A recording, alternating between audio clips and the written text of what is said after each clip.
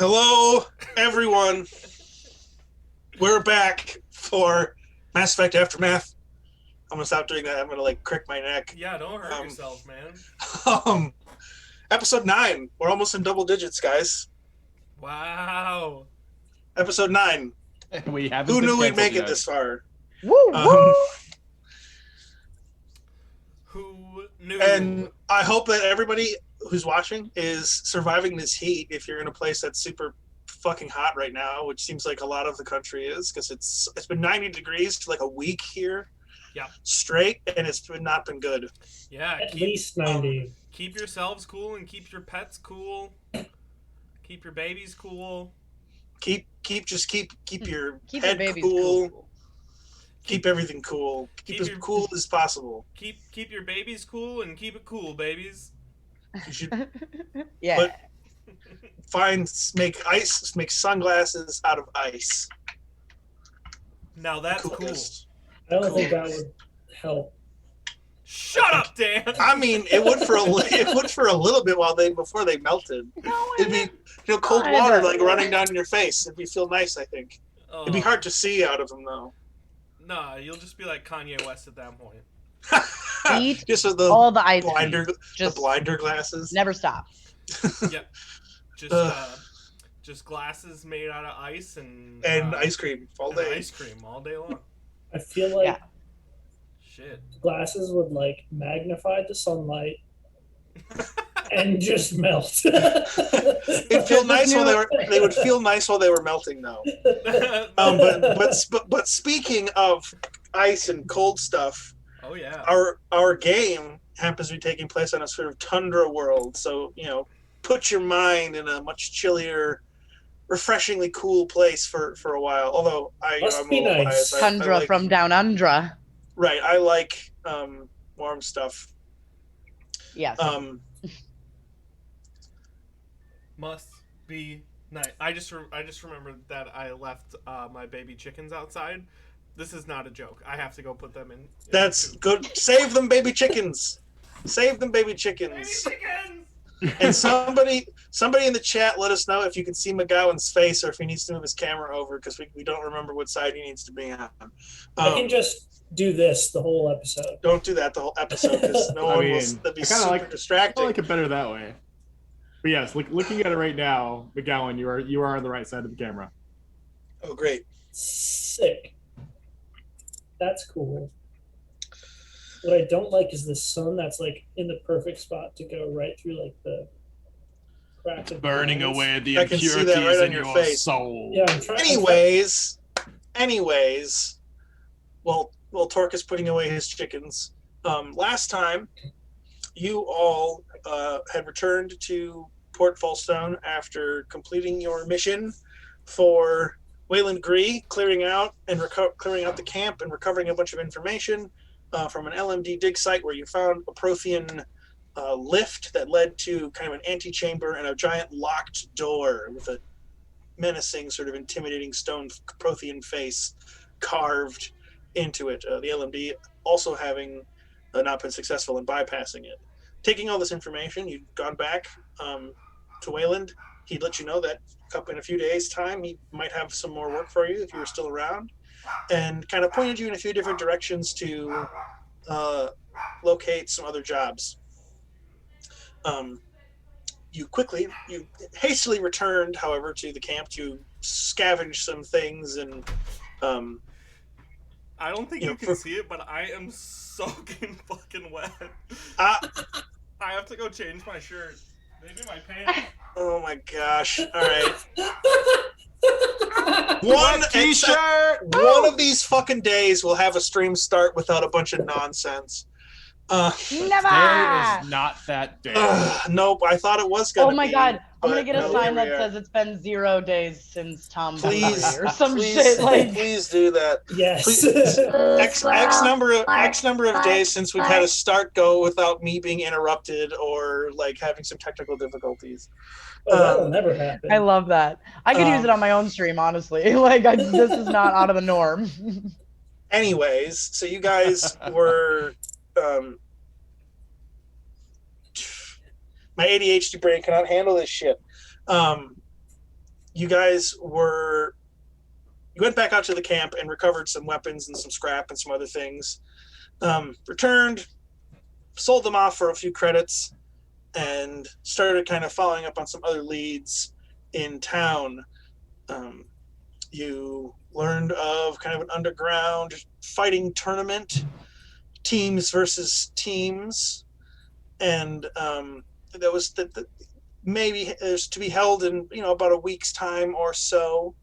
The kind of operator of this being a very, very shady Turian, who you paid a decent chunk of money to with the potential for greater profits should your group make it to the end of this tournament. However, that's not for a few days yet. And so you also followed up and investigated some things on the local bounty board, picking up 2 in the process. One to go slay a local beast called a Bahir, and another to escort a caravan down a road that seems to have been Fucking troubled. Stop! You keep doing that shit. Sorry. My ADHD brain cannot handle it. Boo squirrel, bark, bark.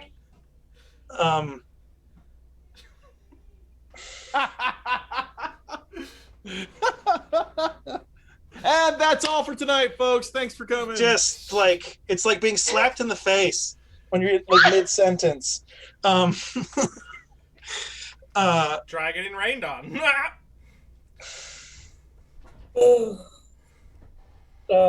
We had entered the. I got it. Just the more you talk, the harder it is for me to get my thoughts together. So just chill out for a second. Everyone shut up.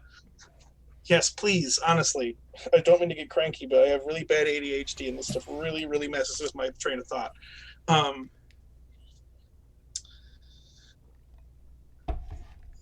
So you guys picked up these bounties, spoke with a local shopkeeper, an Elcor named Delzino, who offered up one of these bounties, and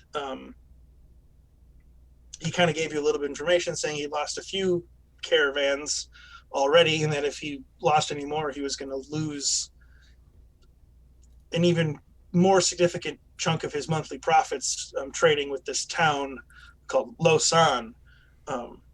You decided to prioritize the beast hunting over the caravan escort, and with nothing else to, no way to further leverage you really into prioritizing it, he agreed, and he also showed you kind of his backroom stock of weapons and hard to find items and sort of presumably under the table, somewhat illegal merchandise, or at least stuff that he's not necessarily licensed to carry. You acquired a few mods and then spent the rest of the day modding your weapons and armor and repairing your badly damaged Mako ahead of this journey to the town of Sarao, this village where this Bahir has been harassing the locals.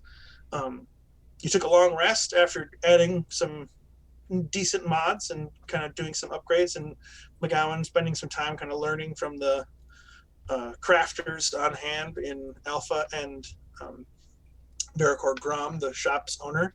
And about 11 o'clock in the evening on what is a 26-hour day, you set out from Port Fulstone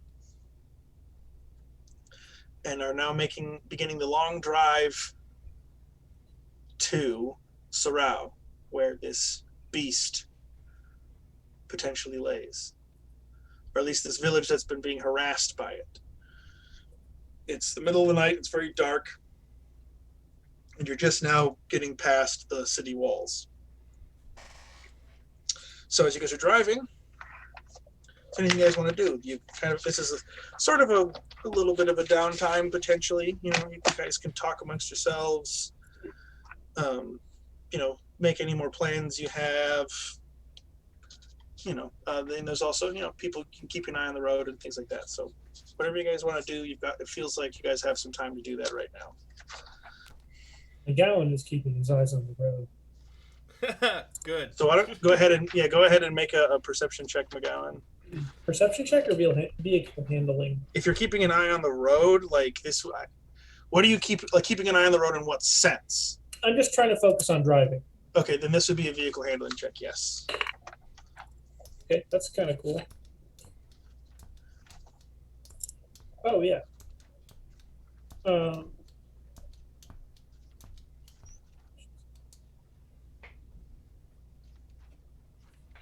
My apologies. Yeah, that's a 17. Yeah, I mean, you're able to follow the road the whole way. You do, you have been given kind of a map of Port Falstone and the surrounding area, so you're able to quickly reference directions and kind of keep an eye on what is essentially the GPS, following that to the village.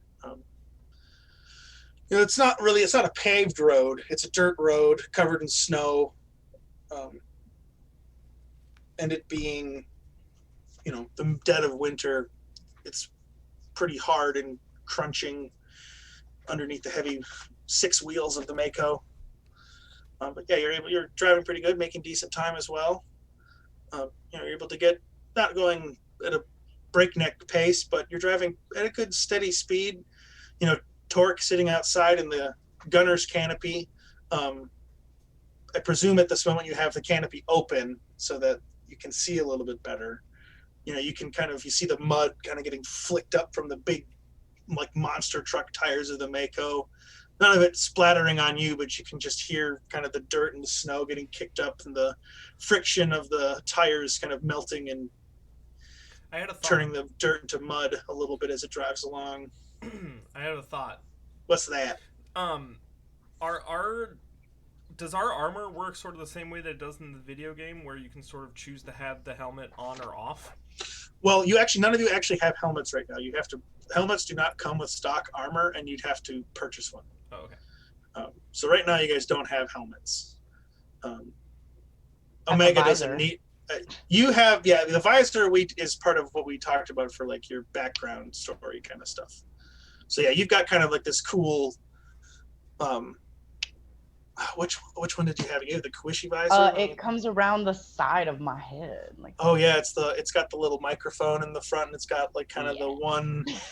Kind of monocle looking. It's got like a virtual kind of hard light targeting thing in front of it, kind of. Wait, it would be this side then. It kind of comes from the back of your head around your ear, with an eyepiece and a little bit of a microphone there. Cool. But yeah, other than that, none of you have headgear. I mean, obviously Alpha doesn't really need it because he's like F. I am the headgear. Yeah, his skin is his headgear. My skin is headgear. But was there something that you were wondering about in relation to that torque? Oh yeah, I was sort of wondering if I could have my head out the canopy or not. Oh yeah, so the canopy, think of it as like, it's almost like sitting in the cockpit of like a Bobcat. Like a where it has. It's got windows. It has it's sitting in something about that size and that kind of encompassing, but it's more heavily armor plated, and instead of having windows to see out of, you kind of have like these 5 or 6 inch slits around. Like shutters? No, but it's just these big kind of, because this is a kind of a custom addition onto this vehicle so that the gun could work. It's basically just a metal box with like gaps in it. Think like a firing point on like a tank. How there's always like that little window you see where like somebody inside can like shoot a pistol out of. It's a bit like that, a little bit bigger, and instead of having it just be in front, it's in front and on your left and right sides. And this canopy, the canopy opens up above, so like you kind of pull it down in front of you. Okay. With like these metal handles. And then when I open the canopy, is it a window or is it just a slot? It's a slot. So that when the canopy's open, it's just totally exposed. Okay. But you have the advantage of being able to, you have a wider field of view when the canopy's open. All right, so I guess I'm riding along, and I'm just like crossing my arms and like sort of snoozing, but I get like curious about what's going on outside. So I open the canopy, and the cold air like rushes onto his face, but he likes it because he's a Krogan, and they love extreme shit. They've got that extremophile. And so yeah, he just like breathes like the frigid cold air blowing in for a second, but then he gets kind of bored, so he closes it again and just keeps bouncing along. Okay.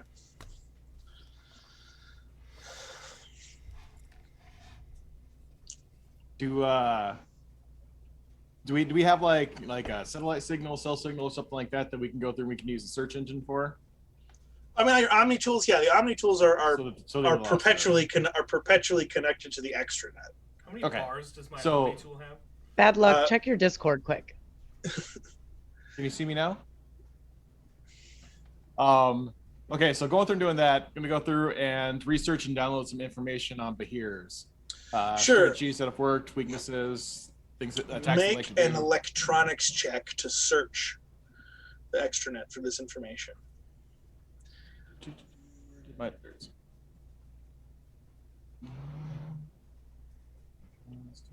14. 14. Okay. Well, you've already got some information about Behirs from the bounty. Kind of information passed along through either the locals or other people who may have tried to deal with this creature. It doesn't specify, but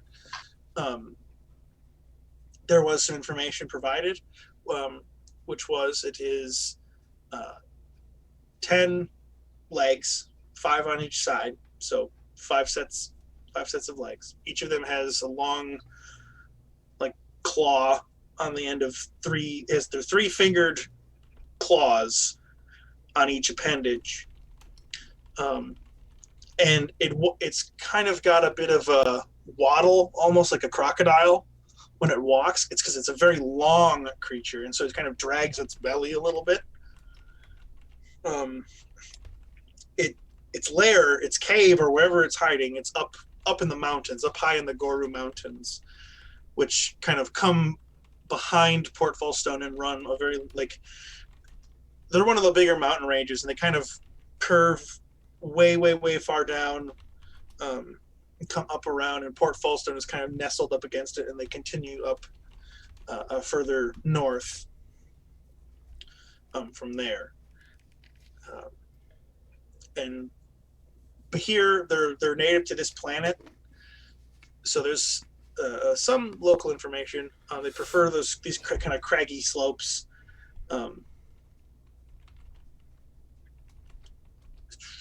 They're excellent climbers,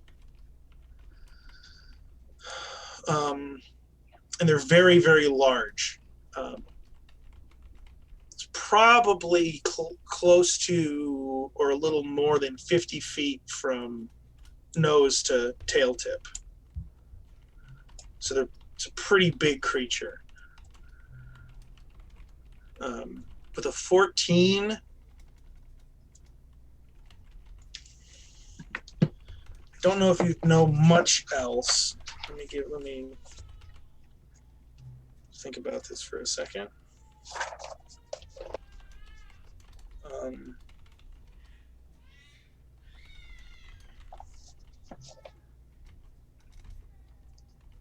They're voraciously hungry. They eat a lot. And I feel that. and they can eat. There are accounts of Behir on Omara. It's like a single Behir can kill and devour an entire herd of livestock in a matter of weeks. And this bounty, based on the bounty number that was assigned to it when you picked it up, has been outstanding for over a year. Ooh. Not great. So that's what you'd find. That's you. In addition to what you already learned, you'd learn that based on scientific observation, they have a large appetite and they can eat quite a lot, and they don't really care what they eat so long as it's got meat on it. Is there any known weaknesses or immunities? Nothing that you would have been able to discover with that roll. No. All right. Am I still in communications? Can I do anything in communications?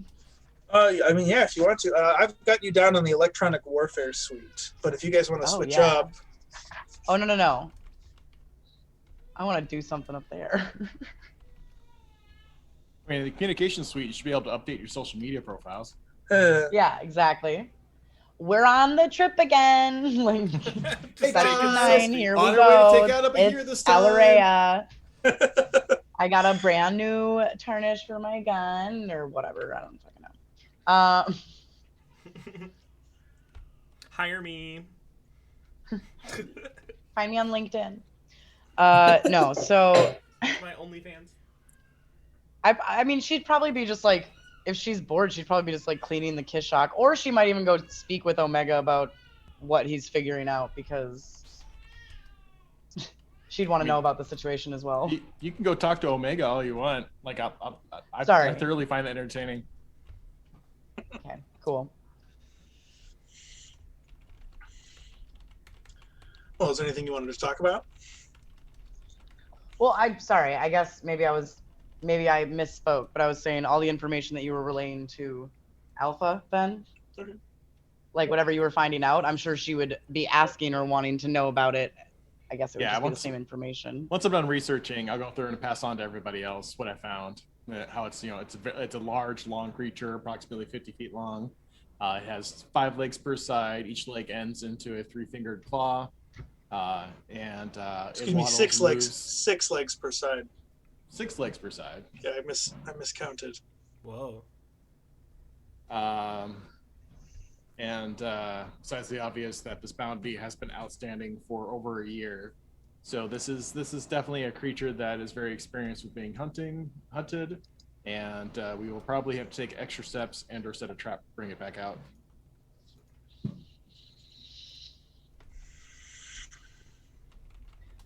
Well, something having not been able to be taken down for over a year is quite a feat, but I think we could do it. I also read that its favorite food is asari, and they are great to use as bait. Haha, haha, haha. He's got jokes. Your jokes score you no points here.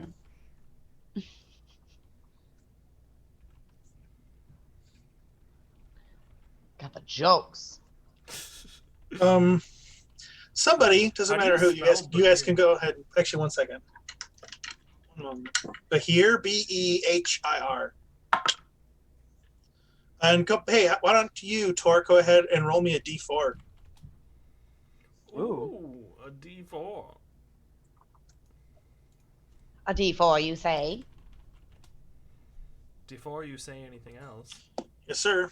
I can't roll a d4 because that's the one that's under the refrigerator. Well, good thing I asked Torque to do it then. I rolled a 3.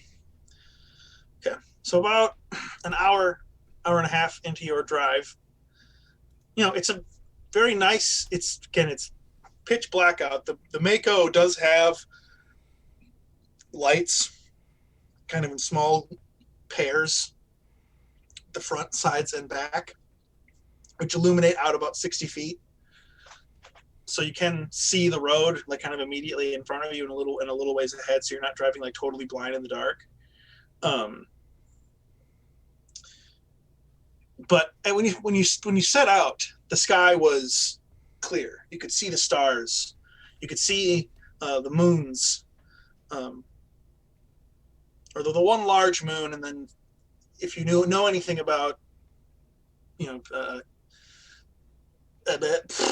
astronomy, that's the word. You'd be able to recognize the other moon. It's a much smaller body up in orbit. But after about an hour and a half, the sky begins to grow cloudy and less of the stars are visible until none of the stars are visible. And then it begins to snow. First, it's a light snowfall. Torque, with when you have the hatch open, you can kind of feel the snowflakes hitting your face and melting on your skin. But it begins as a small light snowstorm, begins to pick up and grow grow thicker and heavier until it is not a blizzard, but a very heavy snowstorm. At which point I need Imagawan to roll another vehicle handling check.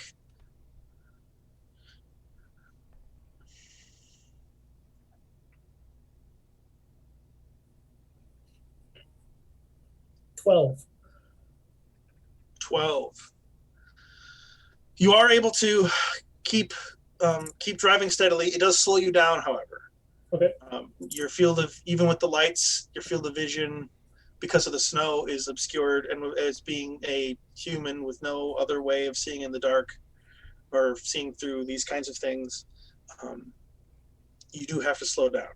But you are able, nothing terrible happens to the vehicle, but you do lose a little bit of time.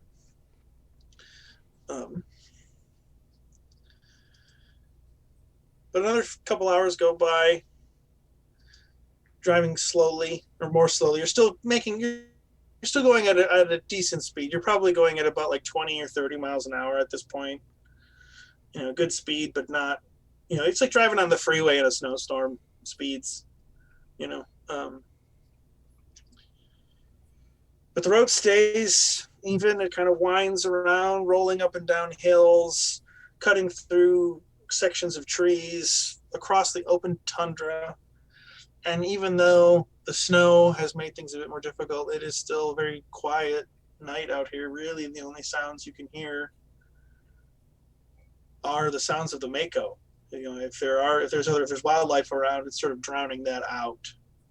Because it's big kind of suspension kind of creaking and rocking away, and the low hum of the electric engine.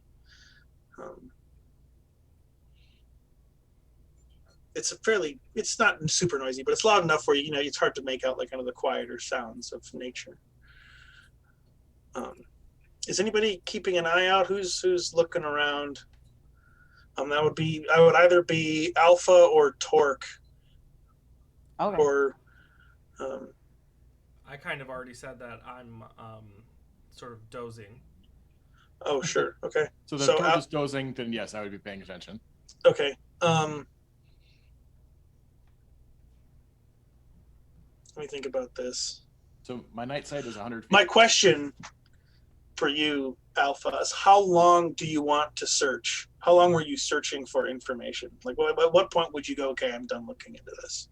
Well, it probably would have been something that, because if it was a 10-hour drive or a 26-hour drive that was to get out there, that it was something he would have done early on. And then as we started getting closer, then once the information was there. Just like give me an amount of time that you would have been willing to look into it. Oh, like because you guys have only been driving. Okay, so yeah, all right, an hour. Okay, just making sure, because I just want to because if you're still researching at this point, you wouldn't be able to make the perception check. But since we're a couple hours into the drive, you only spent an hour on it. That's good. Yeah, that would take way more time than. Okay, so for you, it's an electronics check since you're actually reading a sensor kind of computer. Sure. 13, 15, and dirty 20. Dirty 20. Okay, that's nothing showing up on the sensors. These sensors on vehicles like this aren't really fine-tuned. They're good for picking up larger readings or quick bursts of high concentrations of energy, but they're not great for picking up. These sensors aren't going to pick up like the electronic systems from a suit of armor or a weapon or anything like that. They're not going to pick up life forms of that are within kind of the normal heat and electrical signature readings and things like that. So they're clear. You know, there's wildlife and stuff around you presumably, but none of that stuff is really showing up on the sensors. So you guys continue making your way through the snowstorm. McGowan, please go ahead and roll me another vehicle handling check.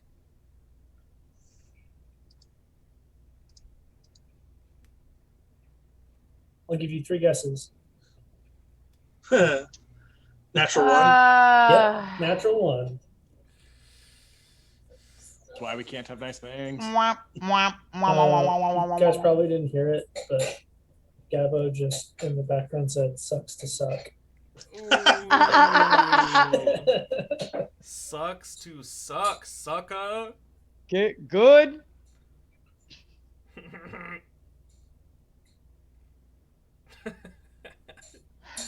Fucking roasted. I got pretty good there. I've been Why get good when you can get Gowan? Oh snap! Hey, Ah!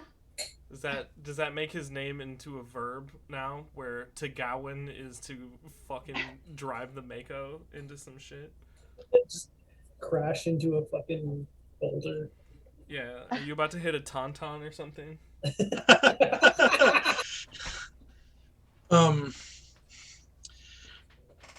No, but you are driving along and you don't see it until it's too late.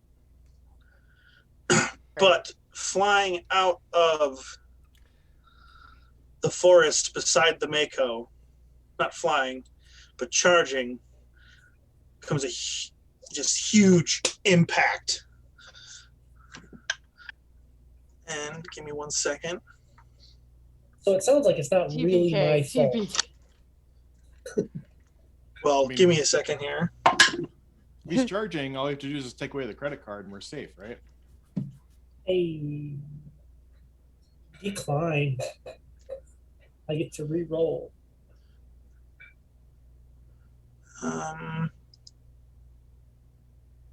So what happens is this creature comes charging out of the forest. It's not until too late you hear like crashing and splintering of trees as a giant fucking monster comes flying out of the forest. And this thing is big. It is probably 30 feet tall. It stands on 4 legs, has 2 pairs of insectoid wings, a small body, very, very long neck. Torque, you recognize this thing immediately because you helped kill one of these things that had been corrupted by a Reaper. Oh. This is a harvester. It's not a full-size harvester. It looks like a juvenile, but it comes flying out of the forest, making a shrieking sound, and pounds into the side of the Mako. And with that natural 1 torque, the Mako rolls off the road, crashing into the trees. Oh, shit. God. Okay. I should probably pull up the Mako stats. It's time Looks to like we're pull up definitely the gonna Mako fight that stats. This seems monster. like a good time for that. Look, This isn't even the right monster. I literally had 20 minutes between when I got home and when we met for the stream. So, yeah. I didn't pull up the Mako stats. Is where the story ends. Takes him 25 minutes to do that. Well, I do shower and that shit.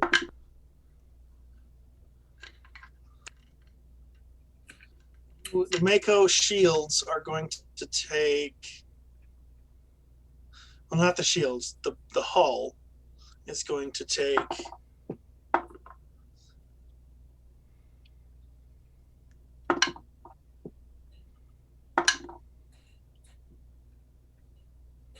...32 points of piercing damage as the Mako rolls. And then as the Mako rolls, and it rolls about 30 feet, that's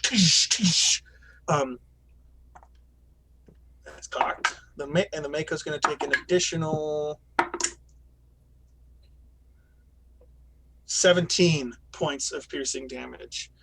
And it lands not completely, it doesn't like flip over completely as it stops. What happens is it's kind of the left set of wheels slams into a few trees, and those trees kind of buckle, and now they make us sort of wedged at this angle. Torque. Yeah. Let's see, and then I'm trying to think about this. And then everyone inside the vehicle actually is also going to take 6 points of bludgeoning damage as you're all kind of rocked and shaken around as the Can we vehicle roll for tumbles. con or anything?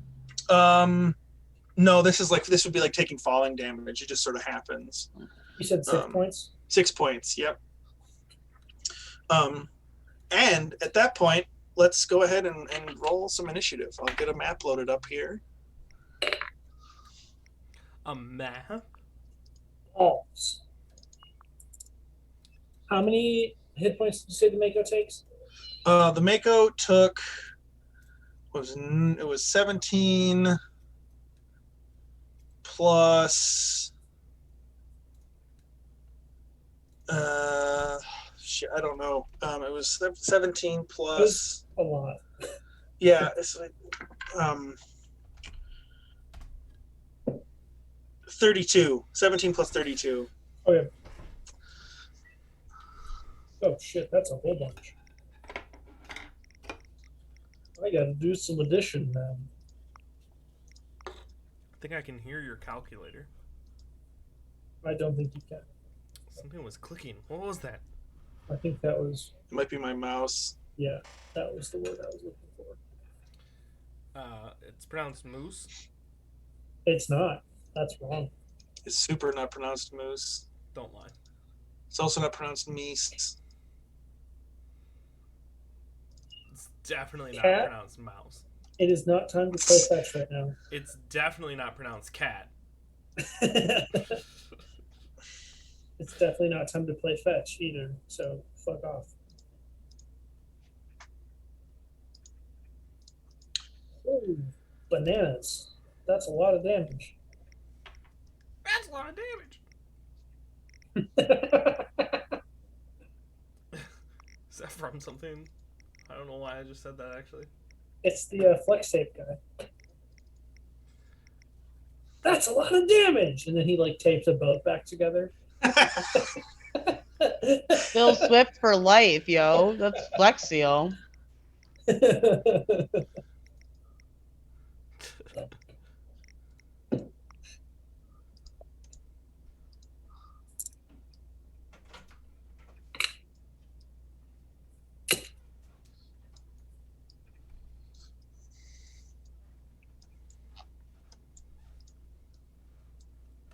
You want to play fetch? Too bad. I'm playing Dungeons and Dragons. All right, give me. We're almost ready. Oh, what's my initiative bonus? I forgot. Okay, fair enough. Do you want us to put in the Put it in the Discord? Discord. Yep. Okay. Always put it in the Discord so I can, because it's easier for me to keep track of, and I don't have people shouting numbers at me randomly while I'm trying to organize everything else. So, Rhea, what'd you get for initiative? these scholarships. Oh, nice.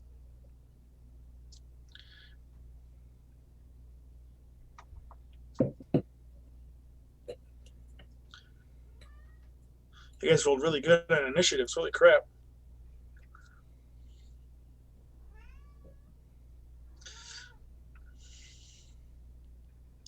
Okay, so Rhea, you're up first. So for this, guys, you'll all should probably pull up the vehicles section of the handbook, just because you may be at a certain station, but there are other things you can do that anybody in the vehicle can do, and so it's to help kind of just help you kind of inform your decisions about that stuff. It'll be good to have that handy. I'm gonna pull it up as well. Is there a specific place to find the Mako? It's going to be under equipment vehicles. You can save it as a bookmark so that you've just got it under your bookmarks tab, so you don't have to look for it every time, and it's just right there. Yeah. So since this is kind of a bit of a vehicle combat, there are certain things that each station can do, and then there are things that everybody can do.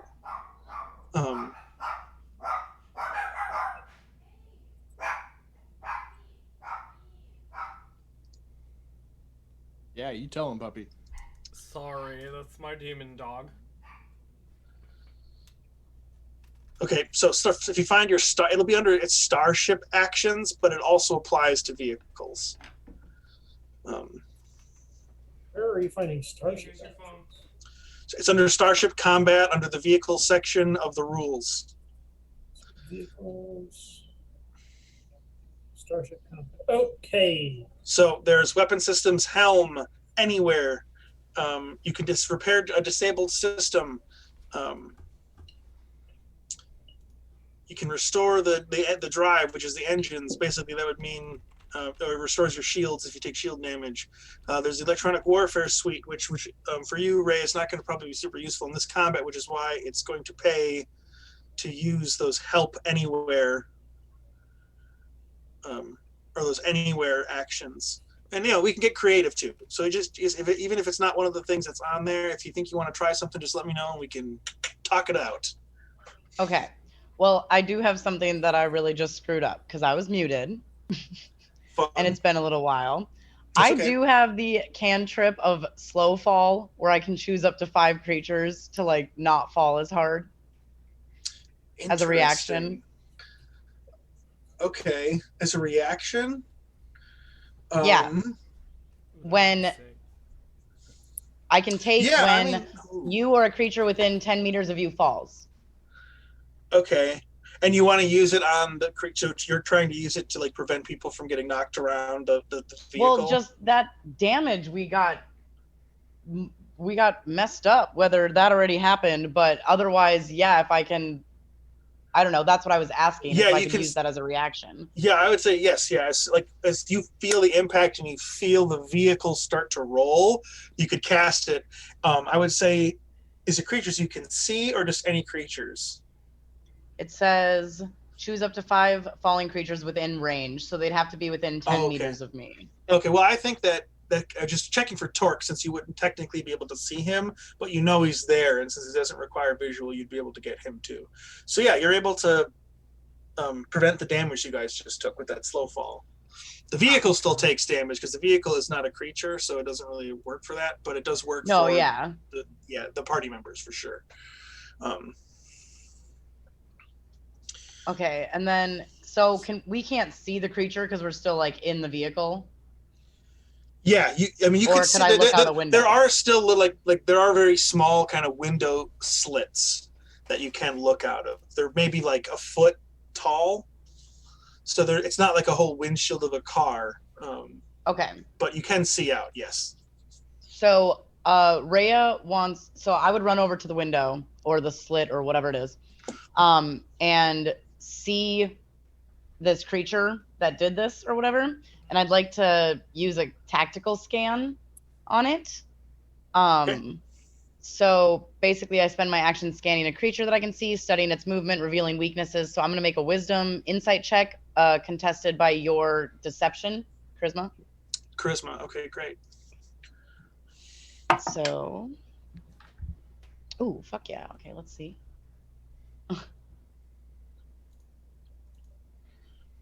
I hate that the pages are there's 10 pages for the sheets one. Oh, okay, so 14. That's not great. 14. It rolled a 15. Okay, for deception. Yep, 14 plus 1. Fine. Ouch. Charismatic monster. Yeah. Nope. Okay. Well, nothing cool happens then. I look out the window and go, I don't know what the hell that is. Okay, well, at that point, it is the Harvester Juvenile's turn, and it's going to begin its turn by using its Frightful Presence ability. Great. Each creature of the Harvester's choice that's within 150 feet of it and are aware of it must succeed on a DC 16 Wisdom saving throw or become frightened for 1 minute. So I need everybody to go ahead and make a DC 16 Wisdom save. I thought it was just one creature that it targets. It's each creature of the Harvester's choice that is within 150 feet of it and are aware of it. So it's all of you. It is a big creature that is hard to miss, and even though this is a juvenile and it's not full size, and Torque, you can tell, one, because there are harvesters on Tachanka, Mm-hmm. and you've probably, over in your time, in your few centuries of life, you've probably hunted a few of these things, probably not alone, but with groups of other Krogan, and you can tell this thing, the plating on it, the armor plating, which is usually pretty thick, and while not bulletproof, is pretty resistant to like melee attacks. You can tell this creature, the carapace on it isn't fully hardened, so it appears it's a little softer. It might be a little bit of a softer target than normal. But what did you guys all get for those wisdom saves? Oh, I gotta add my. It's a wisdom saving throw, so add your saving throw modifier. Nice. I'm 19. Okay. I have 17 for Alpha and 9 for Omega. Okay, so Omega is frightened for 1 minute. McGowan? 5. 5. McGowan, you are also frightened. And Rhea? I rolled a nat 1, but it's a 5. Okay, so you are frightened as well. You're like, I don't know what that is. I don't know what that is. I don't know what that is. Like, You're so busy studying it, you studied a whole bunch of things you don't want to see. Yeah, it told you only bad Exactly. things. Which is a good frightened token? Just because you guys are obviously. Oh, here, let me put you guys. I'll put you guys in the thing so you can see yourselves. How about that? I can see Ray on the horror movie thing, like she's peering through the slat at the creature, and all of a sudden the creature's eye just pops up right in front of her. Just that moment of. Yeah, it's definitely like the dude on the toilet from Jurassic Park. Ray is not from Jurassic Park. I was gonna say Ray is not used to like being surprised. Like it's definitely Jeff not her Goldblum favorite. As Dr. Ian Malcolm. Do not throw Ray a surprise party. All right, so I got you guys there marked off on the map. Let me put a frightened logo, like little frightened token down for you. I don't know exactly which one is supposed to be frightened, so we're gonna say it's. We'll say this one for some reason. We'll say that's this one because I don't.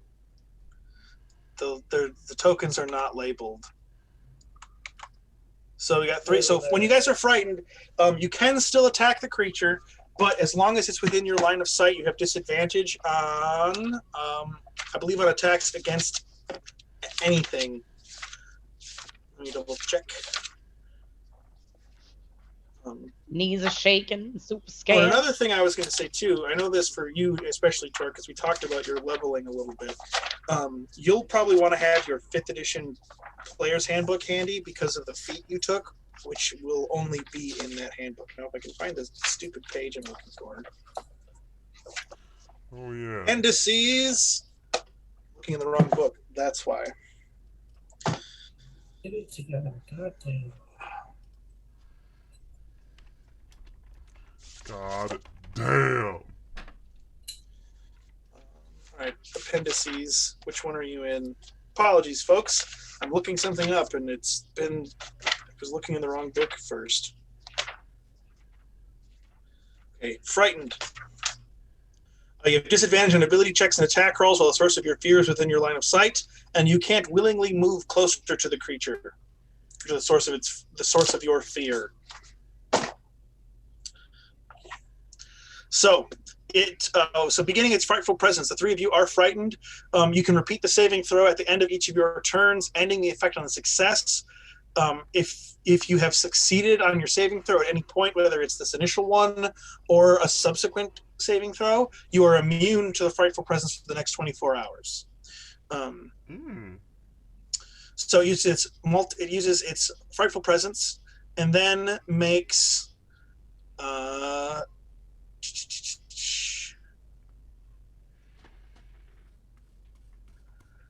2 stomp attacks at the Mako, lifting up its 2 sort of pointed front claws, trying to smash them down, crunch through the shell. The first attack is, I'm sure, going to miss. That is actually, it's the whole. It has an AC. It has all that stuff there. I can't find the Mako specific stats, though, is the problem that I'm having. It is, if you go to equipment, go to vehicles. I'm not seeing vehicles under equipment. There's the equipment tab, weapons, armor, mods, gear, vehicles. It's the bottom one. The top are all, it has the transports, starships, it's all there. All right. If you go to the rules tab, there's a vehicles tab there. Well, the vehicles tab there is for how to play the vehicle. He's looking for the stat block. Oh, yeah, gotcha. I just need to. Oh, there we go. Cool. I wasn't seeing that. So, what is the armor class? It 16. rolled a 16. Yeah. It rolled a 13. 6. So the first stomp slides and skids off the Mako's armor, leaving a scraped, shiny kind of section of the metal there, but not really doing any damage. Second attack, that's going to hit. That's a 29. Yeah, that'll hit. I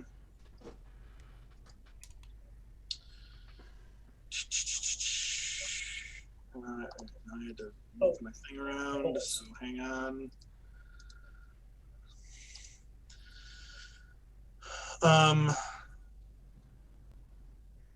You are going to take, the Mako is going to take an additional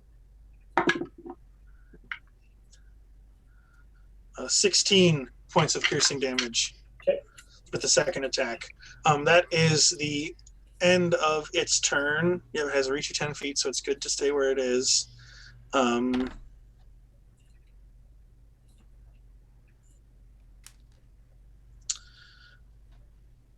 And yeah, that's the end of its turn.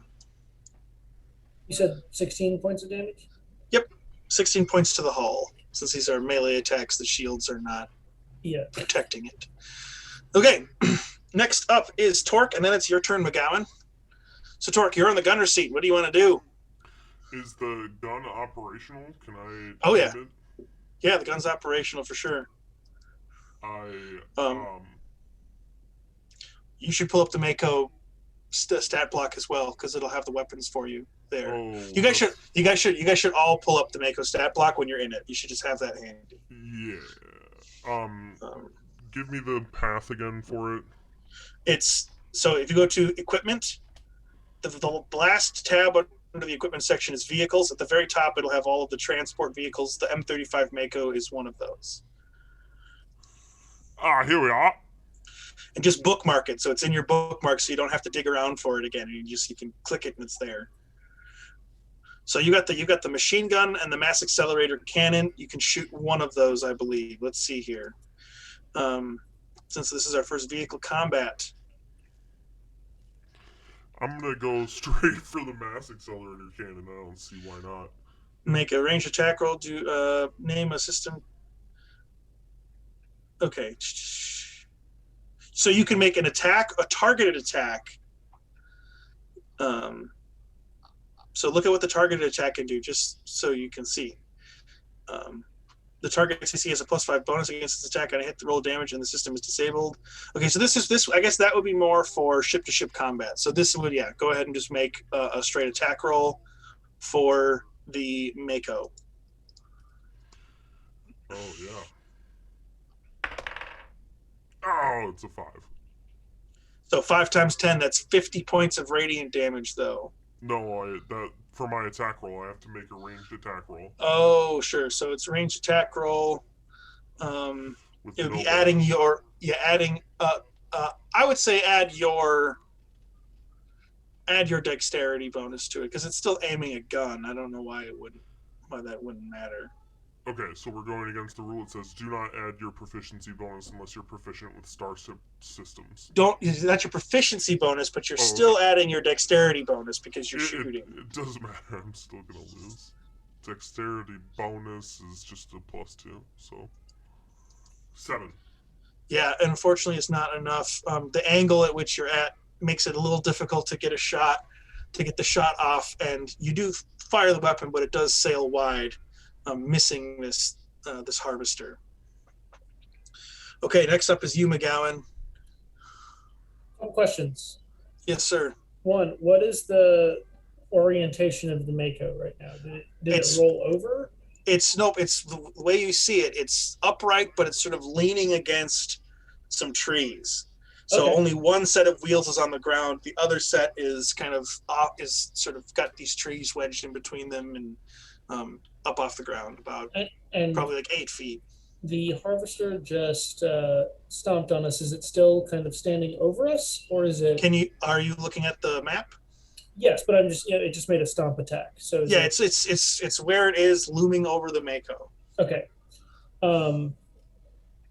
I can't willingly move towards it, so I'm just gonna back up. It's gonna back the Mako up, huh?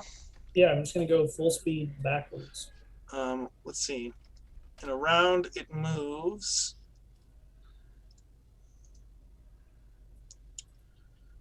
So let's say 8 meters, which is just not correct. We'll say this thing, it'll go, you can go 50 feet in a round.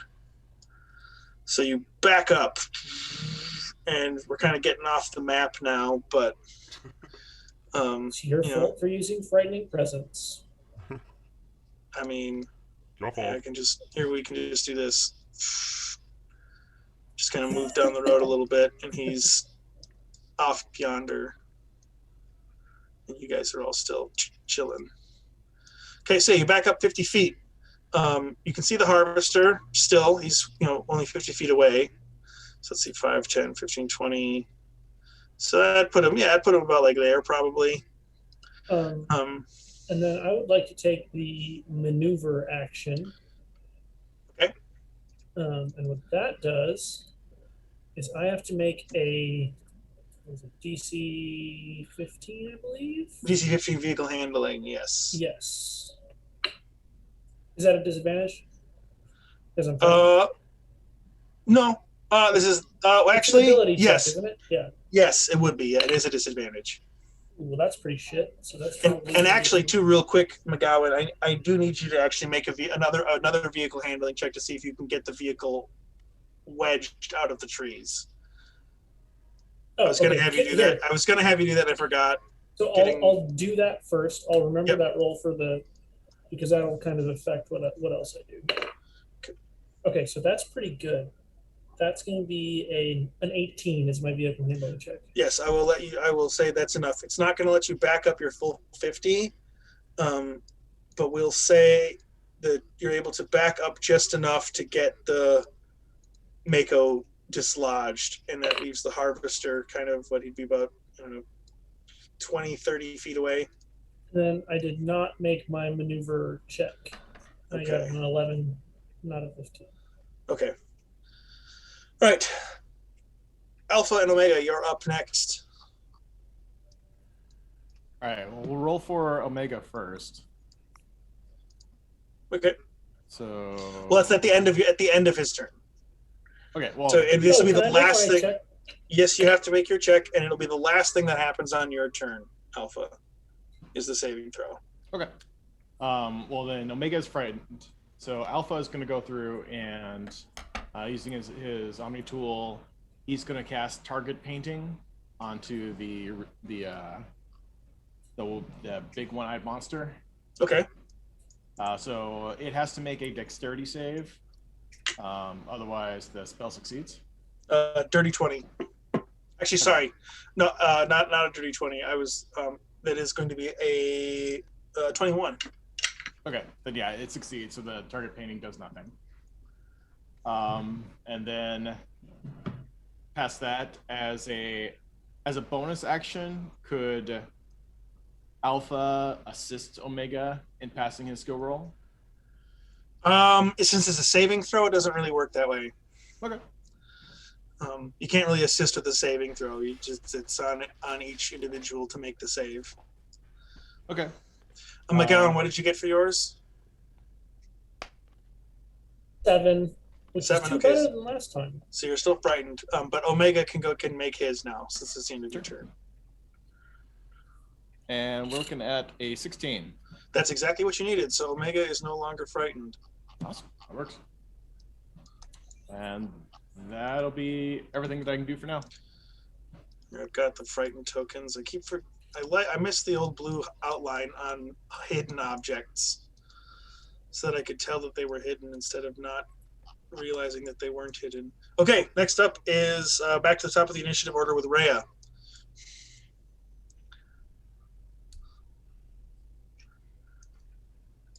You're muted. Oh, it's hilarious watching you talk. You might want to turn your microphone on. Yeah. So it's within 50 meters of us, right? Yep. Okay, excellent. I have to make a saving throw, don't I? At the end of your turn. Okay. Doesn't cost an I action. can try and or anything, attack you it, but can I'm just just do at disadvantage. Yes, skill throws and attack rolls against it are at disadvantage because it's still within your line of sight. As long as you can see it. Okay. I'm going to try anyway. And hit it with a lance. Nope. That would require you to open up like the hatch of the Mako, which I will allow you to do. Just because the Mako's like it's like a tank rover thing designed. It can be used in no atmosphere, so it's completely airtight on the inside. Oh, okay. It's like a lunar rover. It's like a lunar lander, but with wheels. It's meant for it can be in space. So in order to attack out of it, you have to open up the door, which I would let you do. It would be like a movement to do that, like a free action just to open the door, which is fine. But just so you know, just so you're aware. Sure. I did that, but I didn't hit it at all. I must still be really freaked out. You kind of you throw it kind of without aiming. You just kind of get it charged up, throw the door open. I just open the throw hatch lance, and kind of throw it out the top. Yeah, pretty much just kind of like fuck you. Spray and pray kind of a move. It's standing down there, kind of like its four claws kind of clicking as it starts to slowly kind of creep towards, letting out these really, really horrendous insect screeches. Excellent. Goo. Are there the same rules where can I use my the rest of my movement to hide? Hiding is normally an action, unless for you it's a bonus action, in which case you could do it if you're an infiltrator, which it might be a bonus action. Yeah. There's a very good chance that it is a bonus action if you're an infiltrator. I guess I just didn't really see the whole hide disengage thing in any of my. Let's see.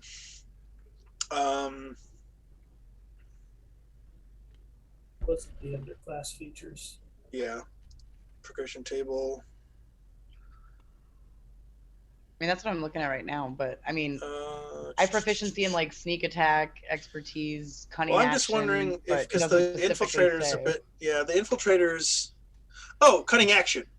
At second level, you can take a bonus action on each of your turns in combat. This action can be used only to dash, disengage, hide, or activate tactical cloak. So you can use hide as a bonus action. Yeah. So go ahead and roll a stealth check.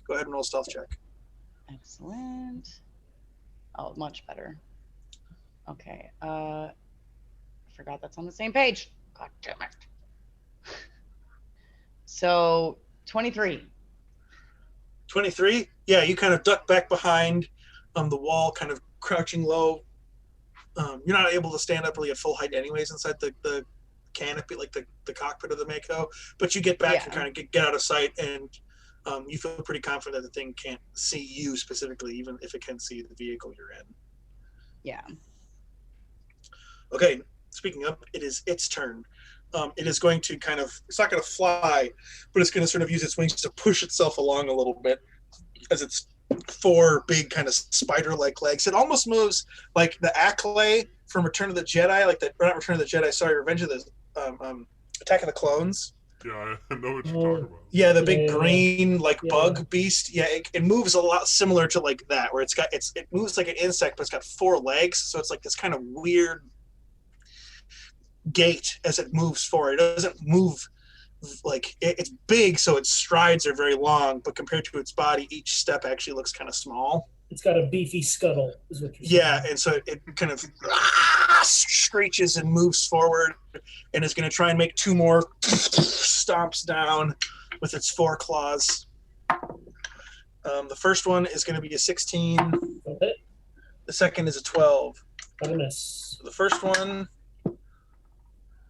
is going to be 13 points of piercing damage. Jiminy Christmas. You see that one coming down, you're in the cockpit kind of backing up. Oh shit, oh shit, oh shit. You see about 4 inches of one of its front claws pierce down through the roof, like just like a foot away from your head. The whole Mako kind of rocks and the suspension buckles in the front from the weight of the creature. But you're still kind of driving back. It seems it's trying, it's not grappling you, but it's trying to kind of stay on top of you and keep you within its range.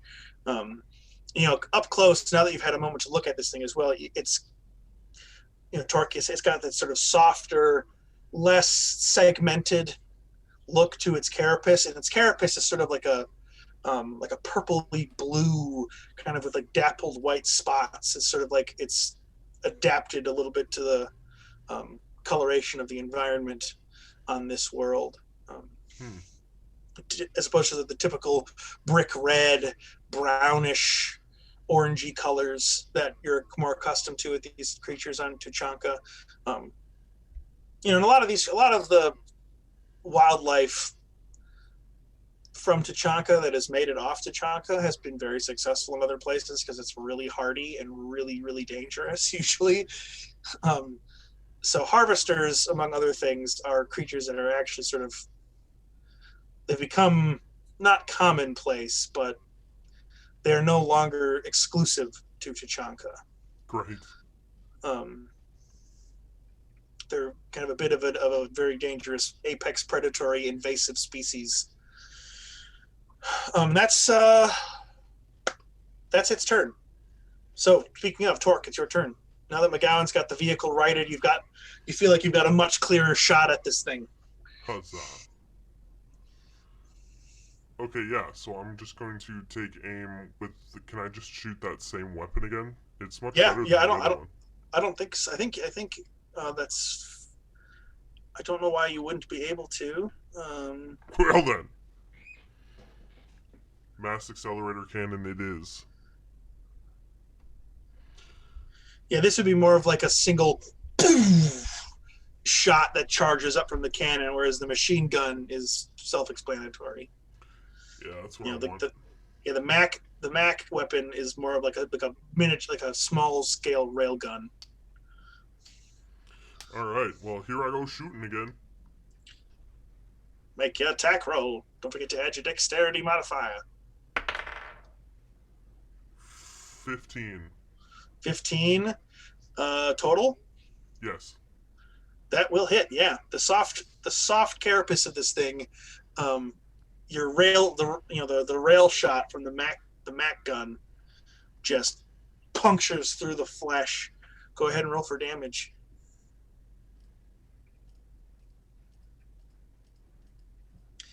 For those at home who aren't in the know about such things, a rail gun is essentially a gun that uses magnets to fire projectiles at crazy high speed, and it just uses the mass of the object that it's firing as the mass and speed to do damage rather than like combustive explosive force like with modern firearms.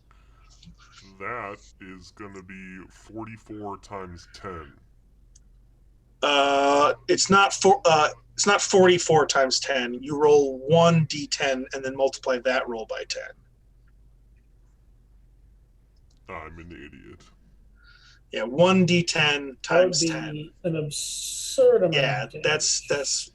that may be for some starships, but for a Mako, it's a bit. It's like having a nuke. My high ass was like, yes, 440. Single one-shot kill. I was like, I mean, I'm with that weapon, never you are getting out definitely. of this gun again. This is I the never best want to get gun. out of. Park me outside. Leave me here. Torque is How seen big- like trying to rip that gun off. Yeah, like, with the how Mako. big of a power armor would I need to be able to mount one of these things on it? So, considering the gun is like 10 feet long. He's got like a Krogan Gundam that he's driving around just so he can keep it. What you got? Karma got me No, bad it's on that it's one. like a Segway, but Oh, with no. the gun on it. Like, How much damage did you do? That'll be 20 damage. Oh no! So 20 Way damage, I mean, less. 20 damage is still not a small amount though. As Hey. you can see, the Mac gun kind of rips a huge chunk out of kind of a big section of this creature's neck, and it has a really big, long, thick neck. So it's not like you've decapitated it, but you've definitely ripped a chunk of it out, and you can see the sort of yellowish green blood kind of starting to ooze out from underneath the still fairly soft exoskeleton. Could have been more. Okay, McGowan, your turn, sir. Well, I think I just kind of have to keep backing up. Well, you can Ram him. you can back up, or you can I do the can't- maneuver. I thing. can't move closer. I'm still frightened. hmm So, but you can do the have to move. maneuver. Yeah, I'm gonna maneuver. I am rolling so fucking poorly tonight. That's gonna be an 8. An 8. So you're unable to get the maneuver. Make a DC 15 dex save. On a success, your ship's AC increases by amount equal to half its speed score. But you are able to now back up the full 50 feet. So from here, 5, 10, 15, 20, 25, 30, 35, 40, 45, 50. It'll put you like there. Okay. Which then puts the harvester probably somewhere about here, movement wise.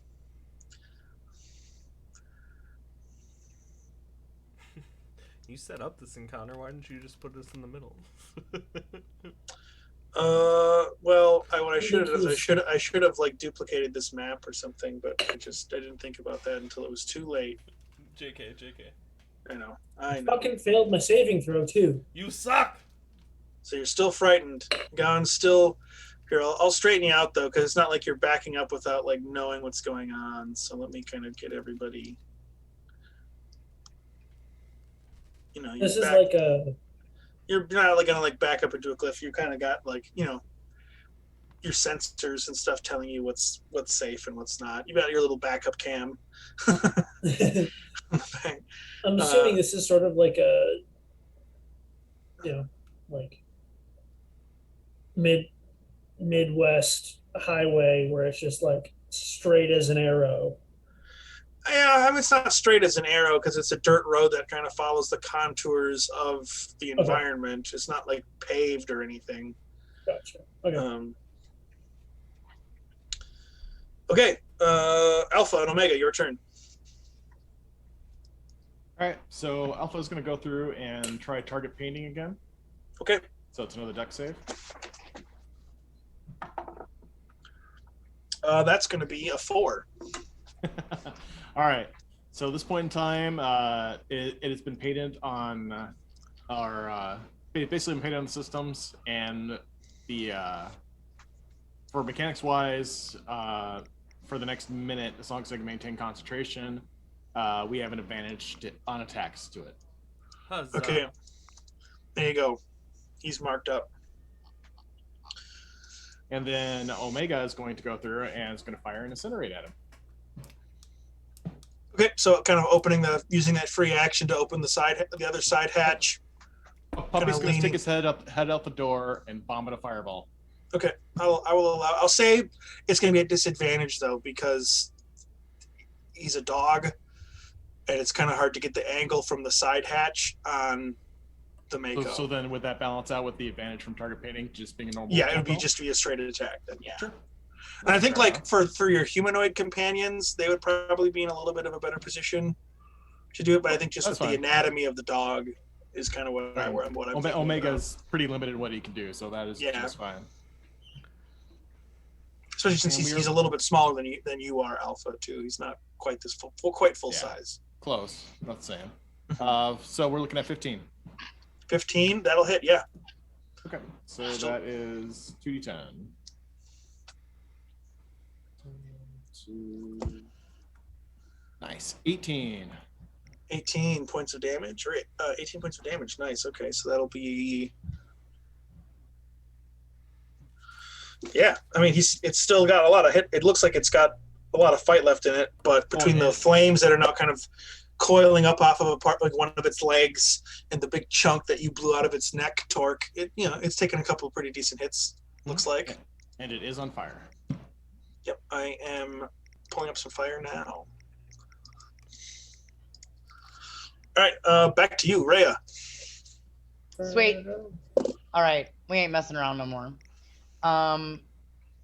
I am gonna peek up back through the hatch and try and hit it with my harpoon gun.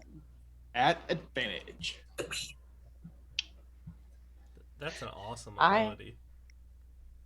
Well, Let's hope it helps. I had to bump this it up a time. level so I can maintain it, otherwise it's just around. Still good. It did. Okay. 18 to hit. 18 will hit for sure. Awesome. So now you have to make a Constitution saving throw. That is going to be a 27 on a natural 20. Okay. Well, great. Or sorry, 25. Well, then 25. you Not. I don't know why. only- 25 on a natural 20. Well, still. Well, then you're only going to take the initial damage, which is 12 points of damage. Okay.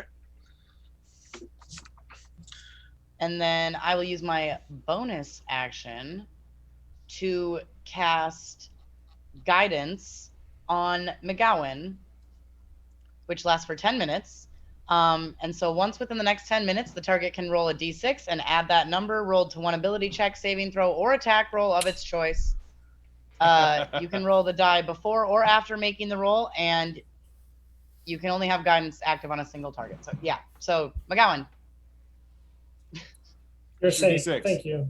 Okay.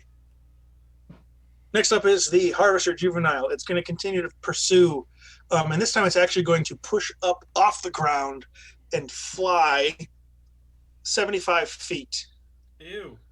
and come Whoa. down behind you guys. Let out another horrifying shriek, which my human vocal cords are not able to produce.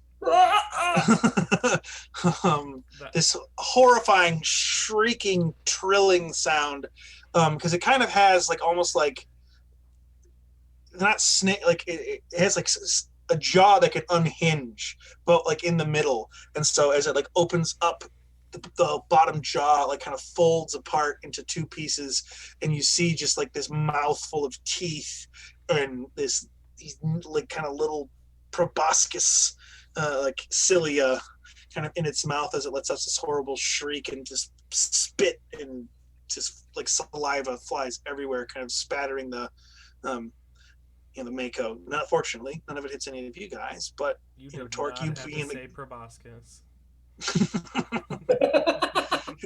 didn't have to bring that up, man. You know how I feel about probosci or probosci. All right, and then it's going to try and make two more stomp attacks. 1, 2, coming down with those front claws. First one's going to miss with a 13.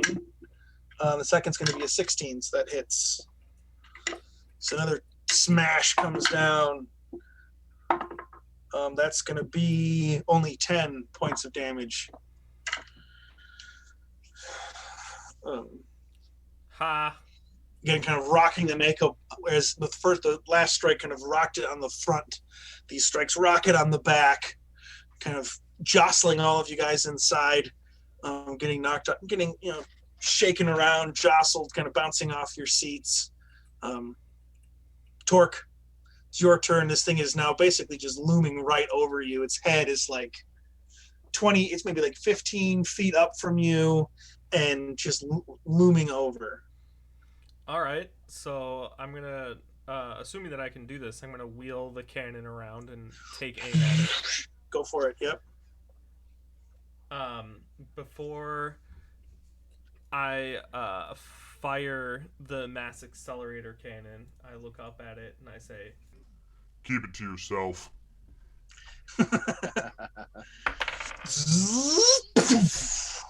Now you are at advantage, so you The get gun to roll charges twice. up. Or two Magnetic D20s. coils humming and buzzing as you take aim. Even at advantage, my best roll was an 11. 11 is not going to be enough. As it kind of lands and its neck moves around, you kind of try and line up the shot, sort of predicting where it goes, but just as you squeeze the trigger, thinking you've got it, it just snakes its head to the other side, just missing. "Ew!"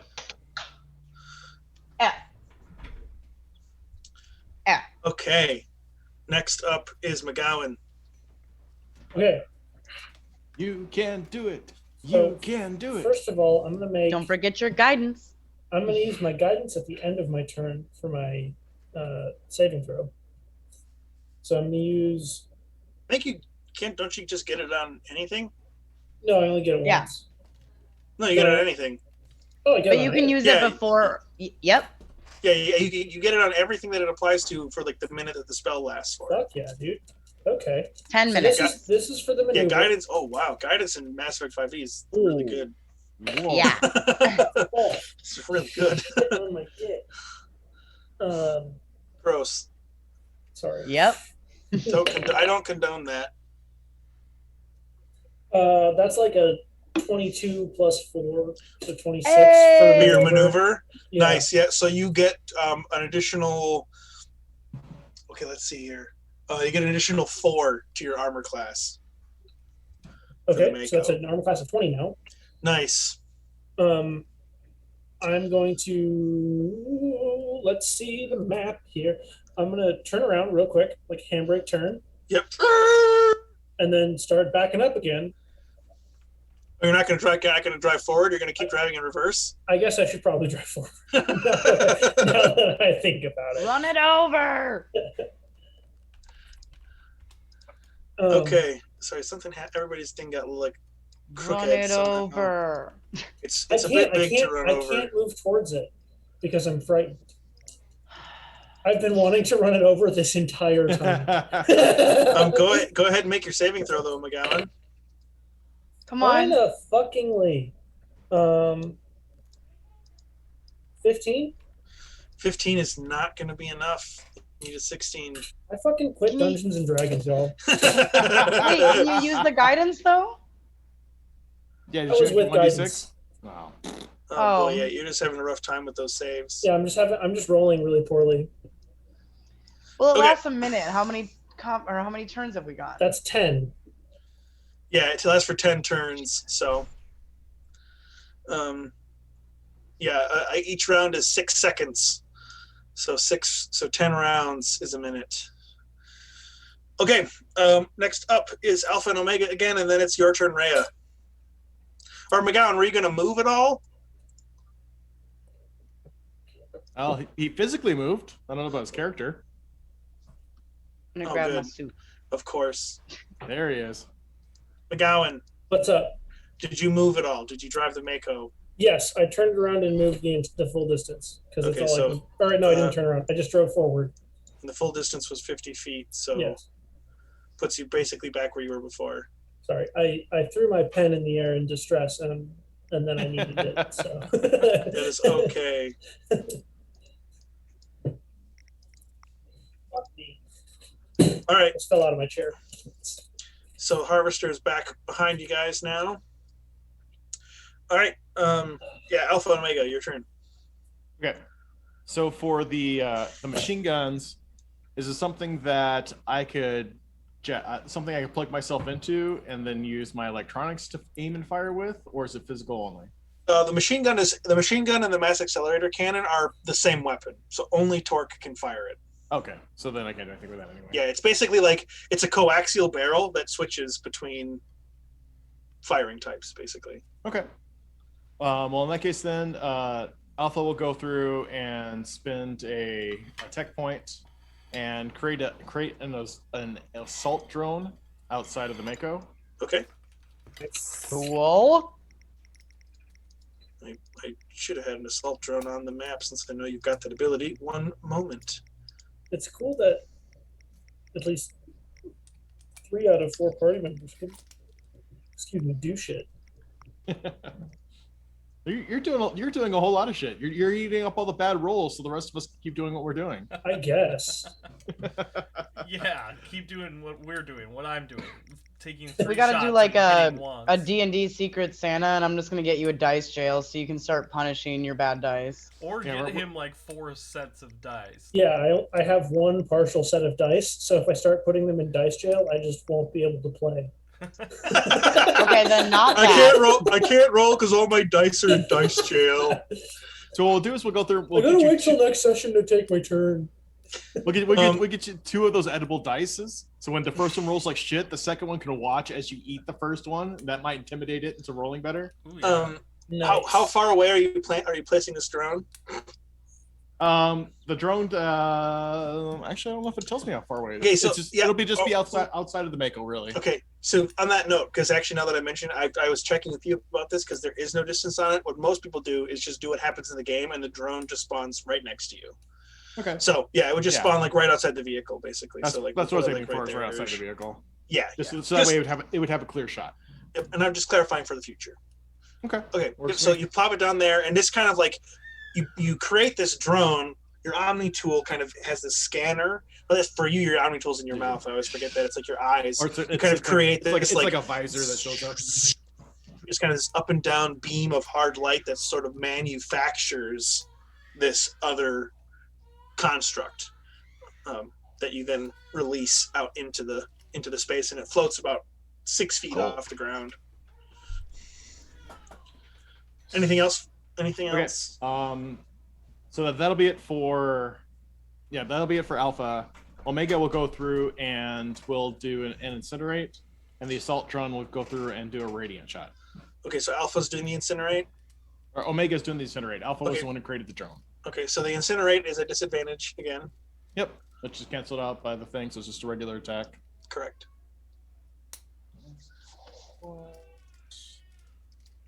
Nice. Nat 20. Sweet. Nat 20 with Omega. That's awesome. Nice. All right, so that's automatically 20 plus 2d10. Hell yeah. 10, 2, roll dice. 17. So that is 37. Oh, and we need to, Damn. 37 need to points roll- of damage. Jeez. for it's also, I guess it's on. Do you want to roll for the fire on my turn or its turn? It would be on your turn, and then also, Rhea, did you take your saving throw at the end of your last turn? I did not. Go ahead and do that right now, please. All right, so now. for Omega's incinerate crit, it was 37, and then for it being on fire from last round, it takes 4. Okay, Wait, that is 1d6, right? that is a big one. That incinerate, Omega he leans out of the Mako, and just to get a little bit of a better shot, he kind of sinks his front Yeah, claws into the metal and pushes himself out and holds himself there, opens up his mouth, charges up the plasma and shoots it out, kind of arcing it over the Mako wheels and impacting that same spot where Torque's Mac round went through its neck, igniting that exposed flesh and the flame bursting and the plasma bursting and spreading out over its neck, back, shoulders, and you can even see one of its wings caught a bit of it. It was a massive, massive hit, and now it's letting out this horrible, trilling shriek of pain. 50, 60 feet back from you guys as your McGowan is just charging forward with the Mako, and the assault drone is attacking then. Yes. I made my throw, but is it just reminder wisdom? Yeah, wisdom. Okay, then I got an 18. You are good. You are no longer Okay. frightened. All right. So the assault drone has +4 to hit, so that is 15, 19. That hits. All right. That is. And it has just a machine gun, right, for the assault drone? It's a radiant blast. Or Oh just yeah, so like a it does radiant damage. yeah, it's like a radiant machine gun kind of thing. Yeah. Okay. So it's 1d10 plus 2, 7, 9.